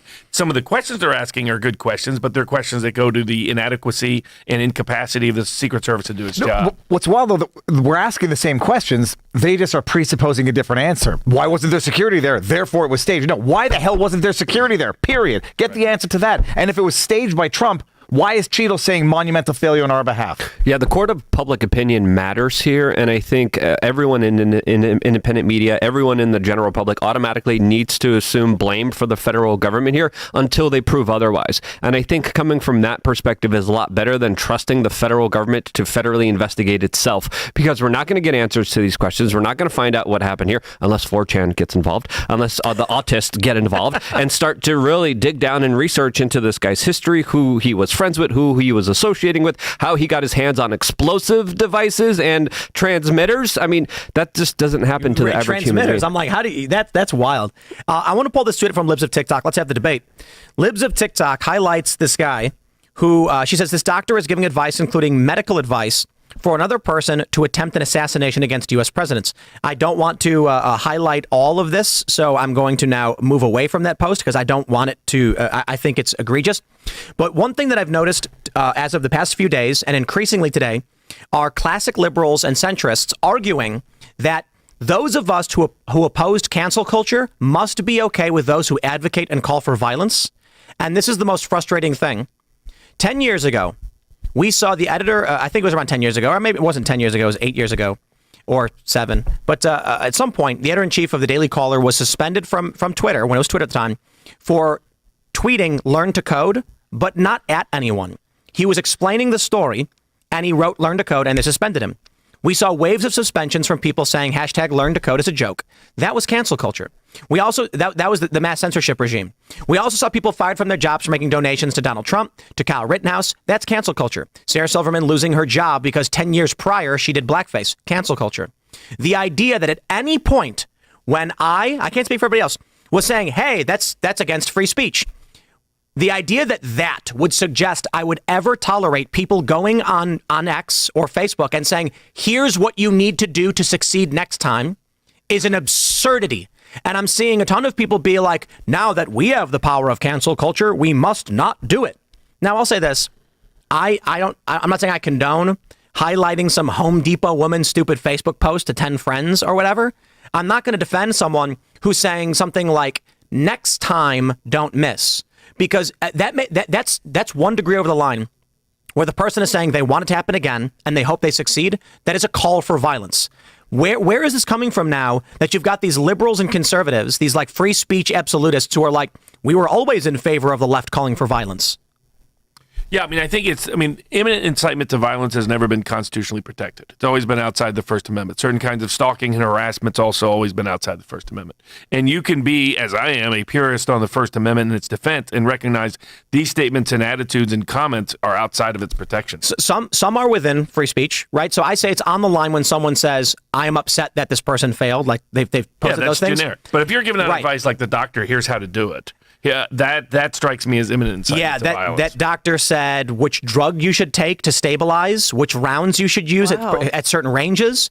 And so you've got this generic push to be like, we shouldn't be canceling people. And I'm like, Libs just found a guy giving instruction on how to do it. It's wild to me that someone sat down and wrote that out. Well, how can you doctor? Right. How can you live with yourself? You're a doctor and you're just like, and then take this drug. Like, what about the Hippocratic Oath? And no Forget moment that, first do no harm. Right. And no moment you were like, maybe I don't post this one. No. Well, it's if you think somebody's Hitler, then doesn't everybody celebrate that image? That if you could take out Hitler, that's what's wrong with the leftist ideology of calling everybody Nazis. But I guess my question for all of you guys is, I have said from the get-go, right, when I had that debate on Joe Rogan's podcast, I said Antifa organizes violence.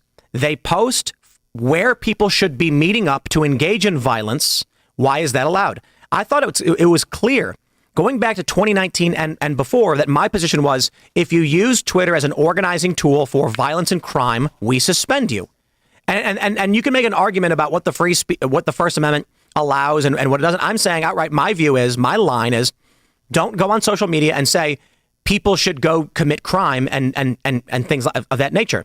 Now that we're actually witnessing people do it, do you guys agree that it is free speech, that people should be allowed to say they want the murder, the death, and they want these things to have succeeded?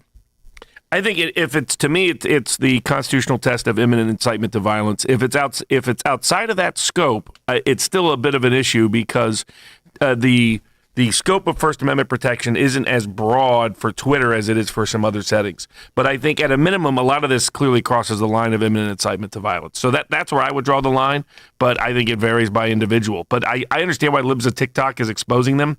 I don't have any problem with people suffering consequence for saying horrific things. I think if you say horrific things, you deserve the whatever consequences come about. It's not just that. You put it on social media, you put it out there presumably so that the world sees Publicly. it. And then don't complain when someone amplifies your goal of having the world see it and your employer sees it. Now, when it comes to things that I argue would not be incompatible with your job, like I love J.K. Rowling, you get fired as an accountant. I don't see a nexus between those two statements, one that compromises your ability to do your job. A nurse saying, I won't treat X, Y, and Z ethnicities on social media, well, expect it to be put on blast and expect to suffer some consequences. That's not cancel culture. That is, I don't want to use the cliche consequence culture. That's just logical. But the second you put something on social media, you relinquish your right to complain when someone bigger than you amplifies that. And that's what Libs of TikTok does so well. I mean, she holds a mirror to it. That's it. That's all she has done since its conception, is just hold a mirror to it. Yet you have other people flipping out saying, "Oh, you're trying to get me fired from my job." No, I'm amplifying the message that you put out for the world to see. That is merely it. That is it. The mistake that I think we see with, and I'll express my disagreement specifically with Colin Wright, who is arguing against cancel culture and all that stuff right now, is I feel like someone like Colin, and I say this academically, does not have morals. You have a lot of these liberals, these secular centrist types who do not have a strong moral foundation. And they argue, I have a principle, and my principle is free speech. People should be allowed to speak and say whatever they want, et cetera, et cetera. And I think that fails the test of philosophical understanding and moral philosophy. That is, what kind of society do you want to live in? What are the functions and elements of that society? What do they create, and why do they create these things? What do we ultimately want? What I find with many of these centrist and classical liberal types is they just say, let people do whatever they want and mind their own business. But what do you get? You get two dudes in San Francisco engaging in oral activities on each other in front of children. And I think that crosses a moral line for the majority of Americans, who then stop and say, hey, wait a minute, that liberal proposition did not work out the way we thought it would. People who are allowed to free reign to do whatever they want will build a culture where they engage in egregious actions which cause harm to the rest of us. So my view is simply this. When I say I believe in free speech, I'm not a free speech absolutist. And so therefore, maybe I don't. But my point is, imminent threats of violence, completely agree. However, when it comes to social media, I've always said, I think it's fair if a social media platform says we draw the line on someone advocating for murder, death, glorifying it. Elon Musk agrees. Yep. Elon Musk said you can't glorify death, murder, and violence, and took down one of Destiny's posts. That's a fine standard, in my opinion, because we want to have reasonable boundaries on society for our moral framework. That is to say, if someone goes on Twitter and is a communist and expresses the stupidest opinion in the world, they should be allowed to do that. They're against me, and I will argue that. But if they use that position on top of their ideology to try and strip me of my rights, then I think, well, now we must stop them from causing harm to our society and the world we want to live in. I think too many of these centrists don't understand moral framework. So they just say, all that matters is the hard principle. The question then becomes, what does that produce, and where does your country end up? And, well, we can see it. I watched a video from Tenet Media, Taylor Hansen, of two dudes engaging in adult activities on each other in public in front of children. Is that the country that we all thought we were going to get when we decided that people should have expanded rights and freedoms? Certainly not. So then there should be some threshold where we're like, hey, we're going to draw the line on a moral framework where you say you don't do that in public. Yeah, they used to reserve that for Epstein Island, but now they're trying to normalize it, which is kind of sickening and kind of debaucherous to our kind of society. Kind of. Yeah, I mean, I think there's always been limits, and for example, at any public forum, you can have basic limitations. Certain obscenity can be prohibited, certain kinds of language, certain kinds of ideas can be prohibited, because you want the public forum to be one that everybody wants to participate in, and nobody wants to participate in a Klan rally. So you're entirely entitled to exclude the Klan from that public forum. But I feel like with X and these other larger platforms, the answer was always, if you have a monopoly on the platform, if it is a central public square, then the broader the platform, the broader tolerance you must have for political opinions and ideas. But there's still a place where we draw the line. The idea now that it's hypocritical to condemn those advocating for death and murder because we were critical of people being banned for citing crime statistics, it's ridiculous. The cultural standard of the left during the cancel culture wave was you can't cite facts, you can't state opinions. Meghan Murphy got banned for saying men aren't women, though. Well, even still, this is what Joe Biden and the Democratic Party are doing. Just recently with Title IX, which is people think of it as women's sports. It's broader than just women's sports. Joe Biden illegally and administratively rewrote Title IX, took 37 words in its original implementation, rewrote, created a new proposal that is now almost 500,000 words, 1,577 pages from a brief paragraph. But in this, now your speech is compelled. He says you are guilty and charged with sexual harassment if you participate in hate speech. But who defines hate speech? Who defines it? And all Democrats, all 205 of them who voted, just 2 weeks ago, voted in favor, actually in opposition of the CRA that would have prevented this.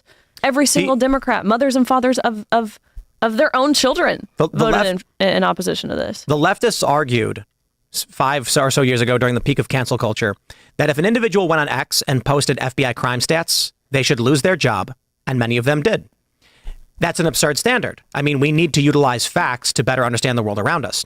My argument is don't advocate for the murder of a political figure because that's destabilizing to the broader society. I feel like my framework for what we're allowed to do and say and what people should accept and tolerate is massively broad and encompasses all political ideologies so long as you don't try to cross the line into violence. And their standard is, how dare you tell me I can't say these things? You're for cancel culture, you hypocrite. Yeah, and I think they just don't understand there's a difference between the two. There's a difference between... Clearly, if they don't understand the difference between being shot and COVID, how could they distinguish this? It wasn't... the cancel culture was sort of predicated on a lack of nexus between what was said, when it was said, and the sanction being administered in real time. And it typically involved going after stuff that was, like Tim mentioned on Monday, not wrong at the time, but now being retroactively weaponized. What's it called? It's called ex post facto, application of criminal law. Like, you can't retroactively make something illegal. And that's what cancel culture was trying to do. Mm-hmm. I don't view it as cancel culture. When you come out and you say on social media something that is morally offensive, and then those who employ you say, well, I find this morally offensive. I can't trust you or your judgment. I don't want you working for me. That's not cancel culture. Well, that is suffering the consequences of being a foul and detestable human being. Hold on, though. What if someone goes on social media and says something about gay marriage, like, I think it's wrong, it's disgusting, blah, blah, blah, and then someone finds that post and sends it to their job and they get fired? Is that cancel culture? What type of job? Are they teaching kids at a school? No, they work at Home Depot. I would think that would be more approaching cancel culture. Agreed. But like where there is no nexus between the statement and compromising your ability to do your job or to represent a company. And so this is the point that I'm trying to make. What makes cancel culture and makes it unreasonable is someone working at Home Depot saying something like, Joe Biden's a moron who supports Black Lives Matter, and these people are just, they're rioters and they're violent and blah, blah, blah. And then someone contacting Home Depot and getting him fired for saying that. And it's like, well, that's like a general political opinion of disdain. But what we're looking at right now is libs of TikTok saying, hey, here's a person saying they wish the assassin succeeded. That is like tenfold across so much worse. It happened in Canada. That would be like an airline pilot floating the parasailing terrorists from October 7 and saying, well, hey, I'm just expressing a political belief. I'm sorry, you fly planes, and that's not a belief that is compatible with your job. It's not cancel culture. It's a reasonable consequence. I just think the important thing that people need to understand, you've got a lot of these centrists that trying to maintain this amoral position. And I'm not saying this as a point of derision. I'm saying quite literally without morals. The example I always give is the principle among the centrist view. Government should have no say in our medical decisions. What do you get with leftists? The liberals say that means women can get abortions if they want. But you should be forced to get a vaccine if I decide you should be forced to. In this instance, you don't get a say. Then you have the inversion with conservatives. People on the right, they say, government should not be intervening in a person's private medical decisions. You cannot force them to get medicated. However, if a parent tries to get gender-affirming care for their child, the state should intervene and stop that from happening. Everybody has their moral line where they think a community should or should not intervene against an action that they view to be immoral. The centrists are like, either is fine, I guess, because we have principles, and that principle is government should never intervene. Well, that's not reality, because if most of these kids, like if you look at Elon Musk's position on gender affirmation, he would align more with conservatives. If a parent tried to get their kid sterilized, he would probably lean with conservatives, saying the state should stop that from happening because the science we've already seen shows that's not helpful. Yeah. Riley, where do you think this is going? Because you've been fighting this on the front lines more than I think anyone else. Well, it's interesting, of course, hearing us say inciting violence. I genuinely believe the other side sees something as simple or as factual as assertive, the assertion, the biological reality that men cannot become women. They really do believe that is violence. And so again, it goes back to, okay, how do we define inciting violence? So it's interesting to kind of unpack all of this. Of course, we can all see calling for an assassination or teaching someone how to better achieve murdering someone. Of course, that objectively is violence. But I think the other side, they have a different definition of violence, just as if they have a different definition of compassion and kindness and tolerance and inclusivity. We just have different definitions. I think we all want the same thing, really. On most issues, we want the same thing. I disagree. You think so? I thought that when I was in my late teens, and then as I got older, I started to realize that these people were lying about what they really wanted to gain power. And I learned this when I met maybe in terms of elected representation. No. I want to gendering. That is not a question. I want to stress this to a great degree. I thought this growing up, that everybody wanted the same things in different and to get there in different ways. And then I met people at Occupy Wall Street, and I learned that demons do exist. And some people, a New York Times reporter told me she's a nihilist who can't figure out any reason to existence, so she wants to make sure everyone suffers and the world burns. But do you think that's most people who embrace that same ideology? Yes. I don't think that's most people. I really don't. I have out of all of the people that I've met in that cohort, there is evil. Well, there's I believe the whole thing is evil. There's no doubt about that. But again, I do think they believe they're being virtuous. They do. I think in most cases, in regard to the general public, I don't think that if people like in Congress serving who have authoritative positions, I don't think that. I do believe they're jaded, they're evil, they have ulterior motives that they are fighting for. But I think again, your everyday person, take yourself outside of Twitter, what have you. I think they believe they are being virtuous. These are the people who are tangentially involved. So the default liberal who wakes up in the morning and makes pancakes and then turns on MSNBC and goes, I think we should support the rights of trans people. I agree. But and I think that's who I'm speaking to, right. or about. And the activists are evil. Well, there's no doubt about that. I certainly agree. And that's not absolute. I'm saying, like, when I spent time at Occupy Wall Street, the people who are good got pushed out and left, and the people who are evil burned everything to the ground and advocated for violence and destruction for the sake of violence and destruction. Well, that's what we see happening to our country now. And when you look at Antifa and you look at the riots they've engaged in, there is no goal. There's none. You go to these meetings and they say it's a diversity of tactics. You ask them what that means, and it means we're all doing different things. And I said, then what's the plan? Like, what's the end game here? And they're like, different people are going to smash different things. And I'm just like, okay, so you're literally just running around destroying and ruining people's lives. I asked them at Occupy Wall Street when they smashed at a bank window. I asked a guy, I was like, why'd you smash the window? And he was like, because those banks are evil. And I was like, what does that mean? And they're like, well, banks rip people off. And then I said, do you think the minimum wage employees who now are out of work and can't come into work understand why you threw a brick through their window? And they were like, yes. And I was like, no, you don't. They don't know that. And they're like, well, that guy might not. I'm like, then why did you do it? They have no answer. They just felt like smashing a window. No, that's how I met you. That's how we became friends, because I was arguing with these people too, and I was like, wait, this guy over here with the beanie makes a lot of sense here. I like this guy. And that's how we literally became friends, fighting the communists and the far radicals and the far leftists at Occupy Wall Street. Whose only plan was, today we're going to go out and someone's going to go break something. And we're like, hi, what does breaking a thing accomplish? And they're like, what do you mean? We're going to let air out of the police car tires. That's going to help everybody. Tim, but you mentioned evil, and then you mentioned no strategy or no plan to the destruction. But going back to, it is a fight for power, ideological control over other people. And though there's no strategy to the destruction. There is power in the ability to destroy something that belongs to somebody else. And so I do believe I do believe some of them are evil, but it is a quest for power. Let me and explain. Control over the other. This isn't indicative of anything outside of my experience. It's my experience with specific activists in New York. I look at it very much like the Sith. It is one evil person trying to manipulate a system where everyone has a competing interest, but whoever is better at manipulating gains more power. So as it was explained to me by the people who are organizing Occupy Wall Street, they said, we want to flip the pyramid over. And to the average untrained person, what do they imagine? You've got the pyramid with the elites and the Illuminati on top and the workers on the bottom. And when you flip it over, now the workers are on top. Well, I'm not stupid. So I asked them, well, when you flip over a pyramid, it just crumbles into a rubble pile with some people from the working class on top and the rest fall to the bottom. And they went, exactly. We're hoping that'll be us. And I was like, so you're not talking about helping the working class. You're talking about inverting the system to break it apart so that you can stand atop the rubble. And they were like, yeah, right. I was well, okay. Some pigs are more equal than others. That's right. All right, we're going to go to Super Chats. If you haven't already, would you kindly smash that like button, subscribe to this channel, share the show with your friends if you really do like it. Head over to timcast.com, click join us to become a member, and tune in to our members-only call-in show coming up in about 20 minutes where you as members get to call and talk to us and our guests. It's going to be a lot of fun. But for now, we will read your Super Chats. We got Clint Torres who says, howdy, people. Clint is always first. He just knows how to do it. All right.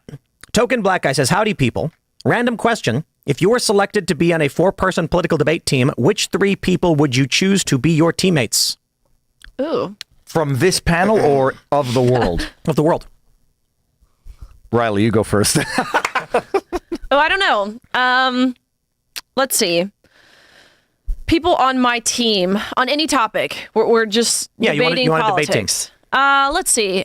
I think people of recent at least who would be pretty exceptional at this. I think Vivek does a fantastic job. I want him to be the press secretary desperately. I think that would be it's so beneath him, though.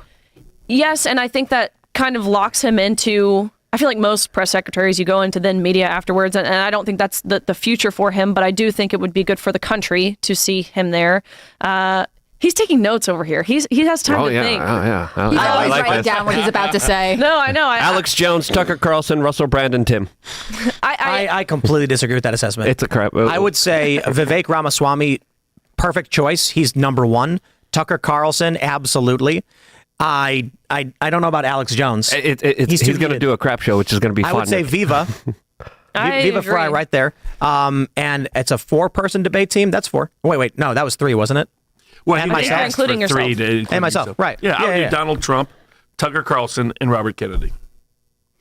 I've had a lot of time to think about this now. Sorry, I have to just pick one person. I would obviously take Barnes, and I would take Jordan Peterson would be good. Jordan Peterson would be great. Jordan and even though we've had our tiffs, Constantine, I apologize. I don't apologize. Deal with it. But Constantine Kissen, even though I disagree with his judgment sometimes and his conclusions, he's eloquent and he can think very quickly on his feet. Strategically, he's good. This is interesting. Vivek is number 1 across the board. No matter, there's no one else you could convince me is going to be the best. He thinks so quickly on his feet. He's charismatic and he's empathetic, even when he disagrees with the person that he's discussing. Make a great press secretary. But Jordan, so Vivek is the Brazilian jiu-jitsu of debating, but Jordan Peterson is more like the judo. So the reason why I would say Jordan Peterson is good, it's not in his knowledge or his wit. It's in his he knows how to ask the question. Agreed. Right away when someone presents a logic with some hole in it, Jordan can easily go, well, what about this then? And they go, ah. And that's all he has to say. He knows what to target in their argument. If it concerned law, I would have Alan Dershowitz. He's amazing. How old is Alan Dershowitz, Robert? He's in 70s. He defended Epstein pretty well. I mean, what was fascinating about how all that went down was he got blamed for things that ultimately all those people retracted those allegations. And I've always been curious about the timing of all of it. That it struck me that they were trying to remove him from the scene at a time he'd become a dissident voice from the establishment. We got to read more Super Chats. Wait, I just want to say, I would pick Ann Coulter, the defense attorney who defended Casey Anthony and got her off guilt-free. And I think also you have to pick either Tucker or Donald Trump, right? I don't want a fully woman team. That's crazy. All right, here we go. Coulter. She's awesome. Blackout 4465 says, let's toss some levity into this heavy week. Question for Tim. Who would you say is the most influential skater of all time? I'm sorry, sir. That's not a good question. It's Rodney Mullen. Ooh. I was going to say Tony Hawk. That's the only one I know. That's a tourist answer. That's the tourist answer. Anybody who knows anything knows that Rodney Mullen basically invented skateboarding. Skateboarding as we know it. So, for instance, how do you jump on a skateboard? It's called an ollie. Yes, it is. And that's named for Alan Ollie Gelfand. And what he would do is in pools, he would sort of slash the tail, scooping it in the air and turning. And that's it. That's going up a wall, utilizing gravity to your advantage to spin, and the board would stay stuck to your feet. They thought he was using glue and stuff. Rodney Mullen looked at that and said, I bet if you do the same thing on the ground and hit it, the pressure of the board, the inertia, will keep it stuck to your foot as you jump in the air. It will rise up. And he invented the flat ground ollie, the ability for a skateboarder to jump with their board. Rodney Mullen, the kick flip where the board flips underneath. Rodney Mullen, heel flip. Rodney Mullen, 360 flip. Rodney Mullen. When you watch any skateboarding and you see an individual do any trick in any contest, it is a derivative of Rodney Mullen's tricks that he invented. Now, that being said, I can give some other shout outs to Mark Gonzalez and Natas Kappas, who basically popularized the modern street skateboarding, hitting handrails and doing things like that. That's very influential. Tony Hawk certainly is influential in his own right. He's actually named several tricks, but he's a vert skater. And so his influence was limited to sort of the end of the 90s, where while he did have a big influence in the early days, he did land the 900 before anybody else. Most skateboarders, 90+%, are doing tricks, even on vert, invented by Rodney Mullen. So Rodney Mullen invents the kick flip. He starts flipping his board. Tony Hawk then starts adapting flips on vert. And so it actually goes from the street back to the vert ramp. But there's certainly many more for a very different reasons why they're influential, but there's no question it's Rodney Mullen. Anyway, let's read super chats that aren't so esoteric. Roger Man says, don't forget to put your MyPillow in the dryer before you use it the first time. It's a big mistake people make. You got to put it in the pillow and it fluffs up. And then they're amazing. But just like right out of the bag, it's like you got to put them in the dryer, man. Let's go. What is that? Katoth Swiss says, WTF, I thought they just needed his corporeal form. Not anymore, That's what I'm saying. Like, they just said they need his corporeal form, so if he has a pulse, he could be on the ballot. I love that we all know they're talking about Biden. Dershowitz is 85, by the way. Wow. That's sharp as a tack. That Not is cool. Biden 81. Let's go. Here we got Pete Nutbutter. He says, local tabletop game designer. I'd love to aid in the development of a card game you mentioned yesterday, or any game made by you and your team to help take back gaming culture from its toxic woke capture. We are working on a card game called Debate Me. And the game is played with a single deck constructed by any individual, and you choose which deck to play with. All players use the same deck. There's 52 cards in each deck, and everyone is dealt 2 cards. Each card represents a character with debate stature, and they're varying power levels. So, of course, Donald Trump is the most powerful right-wing card. Barack Obama is the most powerful establishment card. And then you have, like, bankrupt Alex Jones as, like, the weakest right-wing card. The goal is to put together a debate team using the 2 cards in your hand and 5 cards on the board to make the best 5-card debate team. Now, you may be saying, this sounds an awful lot like Texas Hold'em. It's because you are correct. However, we are going to add customizable cards with different effects on the state of the game, which make it somewhat different. So it will be a very similar information game. And the way it's played is you look down at the 2 characters who are on your debate team and you invite your followers to the debate.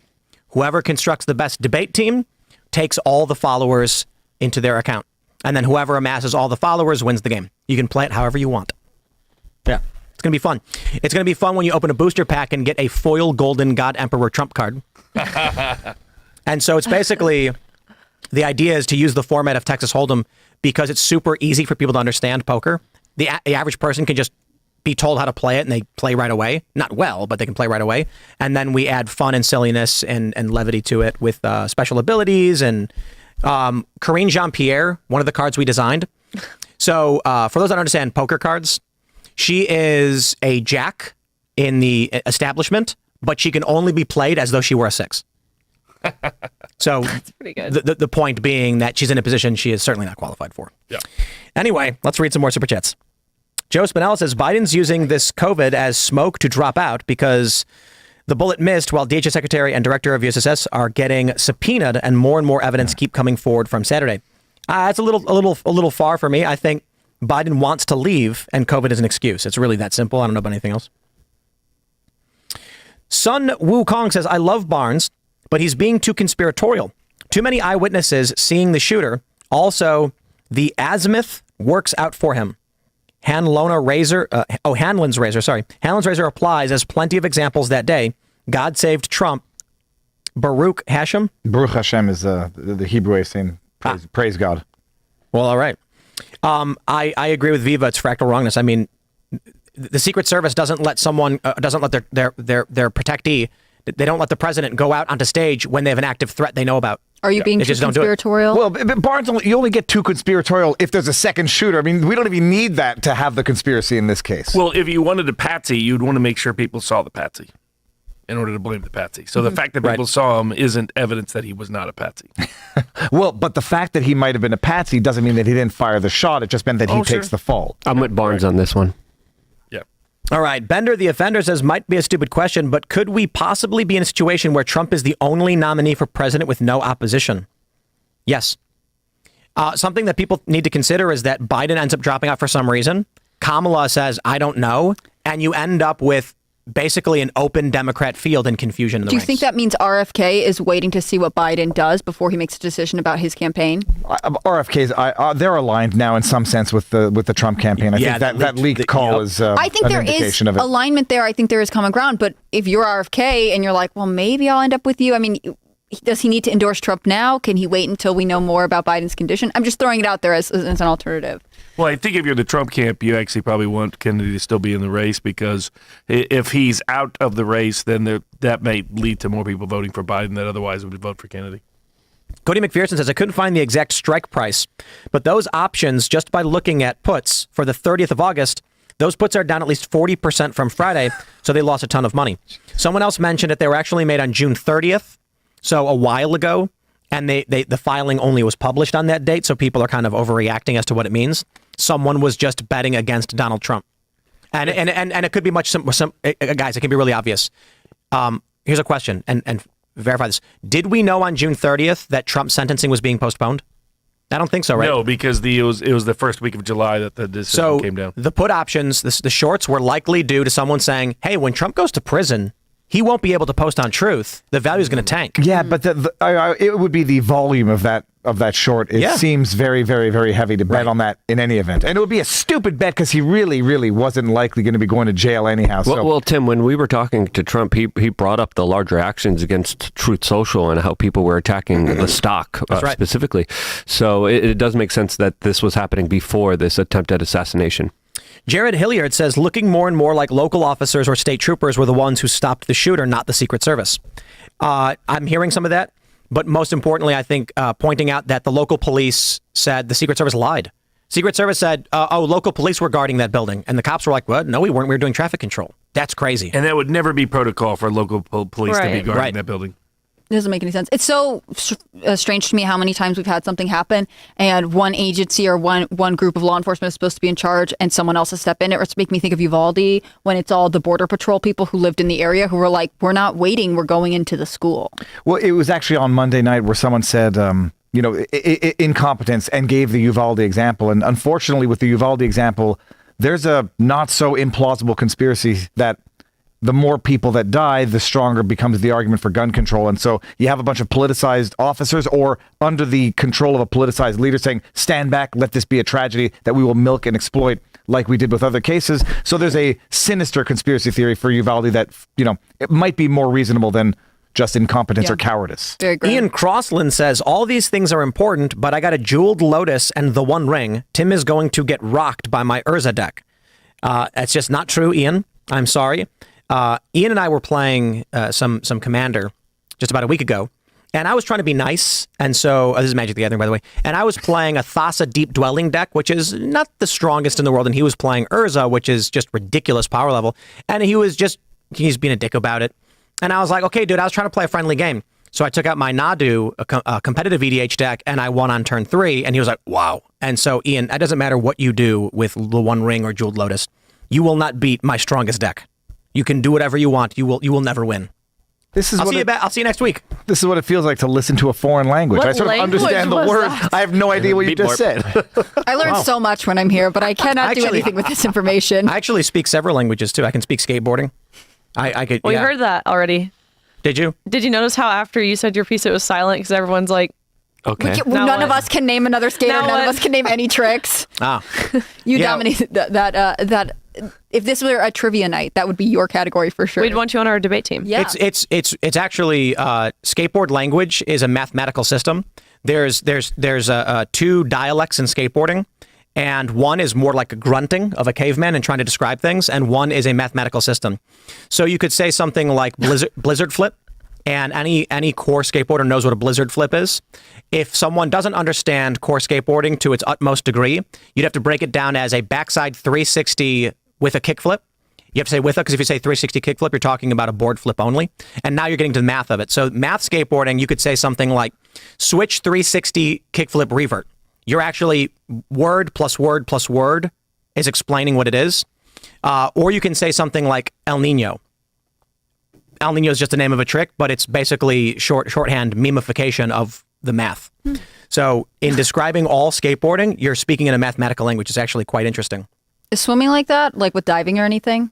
Diving, yeah, you have different degrees of, which I was not a diver, but you'll have like a 306B, and each number means a different thing. The letters mean a different thing. One is pike, one is I mean, yeah, I don't even really know the ins and out of it all, but yeah, kind of to a degree. Yeah. Riley, actually, before I forget, the cosmic fluke of your story to have matched Leah Thomas's Will to match this up. I was thinking of a penis rudder joke and all of this, but I'll leave it out. We'll say that for the members only because there's children watching. The cosmic coincidence to have achieved the exact number. How often has that ever happened? Well, think about it. We raced for about 1 minute and 40 seconds, and we went the exact same time down to the 100th. The 100th of a second. Okay. The 100th. Cosmic. And then they told you to get off the podium and go stand somewhere else. Yep. That's they said, "Damn you, woman! We've got a bigger, better woman right here." That's so nuts because then that means second and third place were on the podium, even though you beat them. Well, so really, what went down? The first day, won a national title. So again, beat every girl in the country. I mean, Olympians, people who you will see competing in the Olympics. This month, few weeks. American record holders. I mean, the most impressive swimmers. Female swimmers this world has ever seen, and he beat them all by body lengths. The second day of that national championship was the day that we raced. It was the 200 free. I didn't post my best time. We actually ended up tying for 5th place in the country, which is still a pretty incredible feat. You're top 5 in the country, but it was visible. Even if you know nothing about swimming, it was visible to anyone with eyeballs that he was not trying. I mean, he just wasn't. His legs weren't kicking. He wasn't doing his dolphin kicks off the wall. I mean, he wasn't trying. But nonetheless, we tied. So yeah, we were both standing there. They award top 8 All-American honors. And so you have your top 8 swimmers there. And so it's 1st, 2nd, 3rd, 4th. Me and this 6'4" Goliath of a man towering over me, standing on the 5th place spot. Me holding a trophy. They told me I could pose with one, but I had to give it back. Wow. Let's read this. We got Barely a Millennial saying, I was watching the rally after getting home from the fair. I told the GOP lady that that my husband didn't want me to have a yard sign because he thought it would make us a target. I understand his perspective now. Heart-stopping. Yeah. Tim, Robert, who told us this today? Was at some point today where they said there's the shift in the cosmos where once upon a time people were afraid to say they support Trump. And now it's almost like they're afraid to say they support Biden and proud to say they support Trump. Yeah. Was that Chris who told them? Okay, good. that one I'm not mixing up. But yeah, no, there's a shift in the cosmos. People are now ashamed to say they support Biden because it's such a laughably stupid position to take, and almost proud to say, I support the badass who stood up with his fist in the air, blood dripping from his ear after someone tried to kill him. And it's been a long time, I feel like, on our side that we felt something like that. That we at least... I mean, I think that we have felt unity like this. It's sad that it takes, almost an assassination to reach that level of unity amongst ourselves and to watch the other side now crumble. It's tragic, really, that's what it requires. But, really, it was fantastic for his campaign. And I think it's good overall for the party and in the way that it panned out. Right. And if our country has to go through tragic times, I mean, everybody has to face them. But if we have to go through something awful like that, like potentially, an assassination attempt, especially so terrifying, the loss of Corey and what his family went through. I mean, hypothetically, we want this to bring us closer together, right? For sure. Ultimately want the outcome to be something net positive. And if it means that we're more united, that's making the best of a terrible situation. Rainforest says, per Kyle Becker on X, company that shorted DJT is connected to BlackRock, which starred the shooter in one of its past ads. Yeah, but to be fair, BlackRock has a portion of like everything. Yeah. So it's Vanguard, State Street, BlackRock. They hold basically every company. There was some discussion as to whether or not the kid was actually the kid in the BlackRock ad. Has that been confirmed in the BlackRock ad to be the actual kid? I don't even know if that's true. These types of things you have to be very careful before retweeting. That's true. Okay, let's, what do we got here? Burnout Bubba says, when Secret Service were caught on the mic saying, what do we do? Could that be the plan was that Trump was still alive? They expected Trump to be dead. I believe she said, what are we doing? Mm-hmm. No, I think... I think it's a stretch. Yeah, I think it was Lauren Boebert told us that she wasn't on the actual detail and she rushed over to help them, so she didn't know what their plans were, their contingencies were. Yeah. I don't see anything much there. Yep. All right. Kydius says, this is the second or third event that happened with their Secret Service this year. Remember, Secret Service officer got robbed in CA. Investigation needed. There's been a couple times in D.C. where Secret Service has been, you had to have an interaction with someone who was trying to steal their car that they were sitting in. There's one outside of Naomi Biden's home and a couple others, which is, it's interesting. Rich N says, a Secret Service agent in 2016 posted she would not protect Donald Trump if the situation arose. The agent was fired in 2016 for a social media post that did not align with Secret Service values. Swamp is deep. Interesting. Delta Tango says, can we hire that cow for the Secret Service? I believe the cow is available. And yes, that cow actually would secure the roof. Probably weighs less than the like a stranger, a cow on a roof. If a stranger tried going on the roof or on that cow would freak out, and that would be like you're not going to be able to sit down and set anything up. Well, and it would make a lot of noise if someone was suddenly trying to come on the roof. Like it's not going to let it just subtly happen. Did you see that there's some reporting that Mayorkas is telling Cheadle, the director of the Secret Service, that she can't go before Congress, even though they're trying to get her to answer questions? Wow. I can't understand why. Like, unless you are a part of it. You're trying to hide something. Unless you are a part of it, why? There is no... Riley, it's even worse than that. If anybody accuses Mayorkas of anything, he's going to go and cry anti-Semitism again. No, you should know with my history of the Holocaust. I would never partake in assassinating a president. No, transparency is the only cure. Jeez Louise. Luke, he's right when he talks about Alex Jones's theory. When it comes to the government, it's not trust but verify. It's distrust and make them prove. Yeah. And that's where we're at right now. All right, everybody, if you haven't already, would you kindly smash that like button? 1 like equals 1. Fight, fight, fight. Head over to timcast.com, click join us, become a member. The members only uncensored call-in show will be starting in just a few minutes. You don't want to miss it.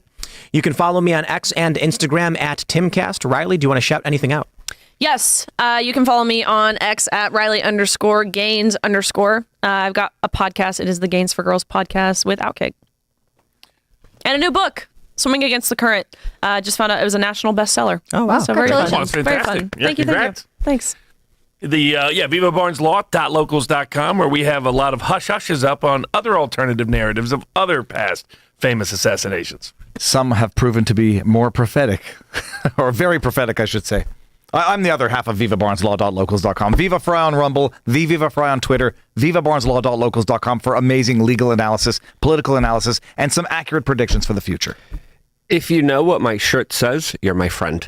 If you don't, go to thebestpoliticalshirts.com. And if you want to support me, LukeUnfiltered.com. I go out of my way to provide unique ways to give you offers of value. LukeUnfiltered.com. Check it out.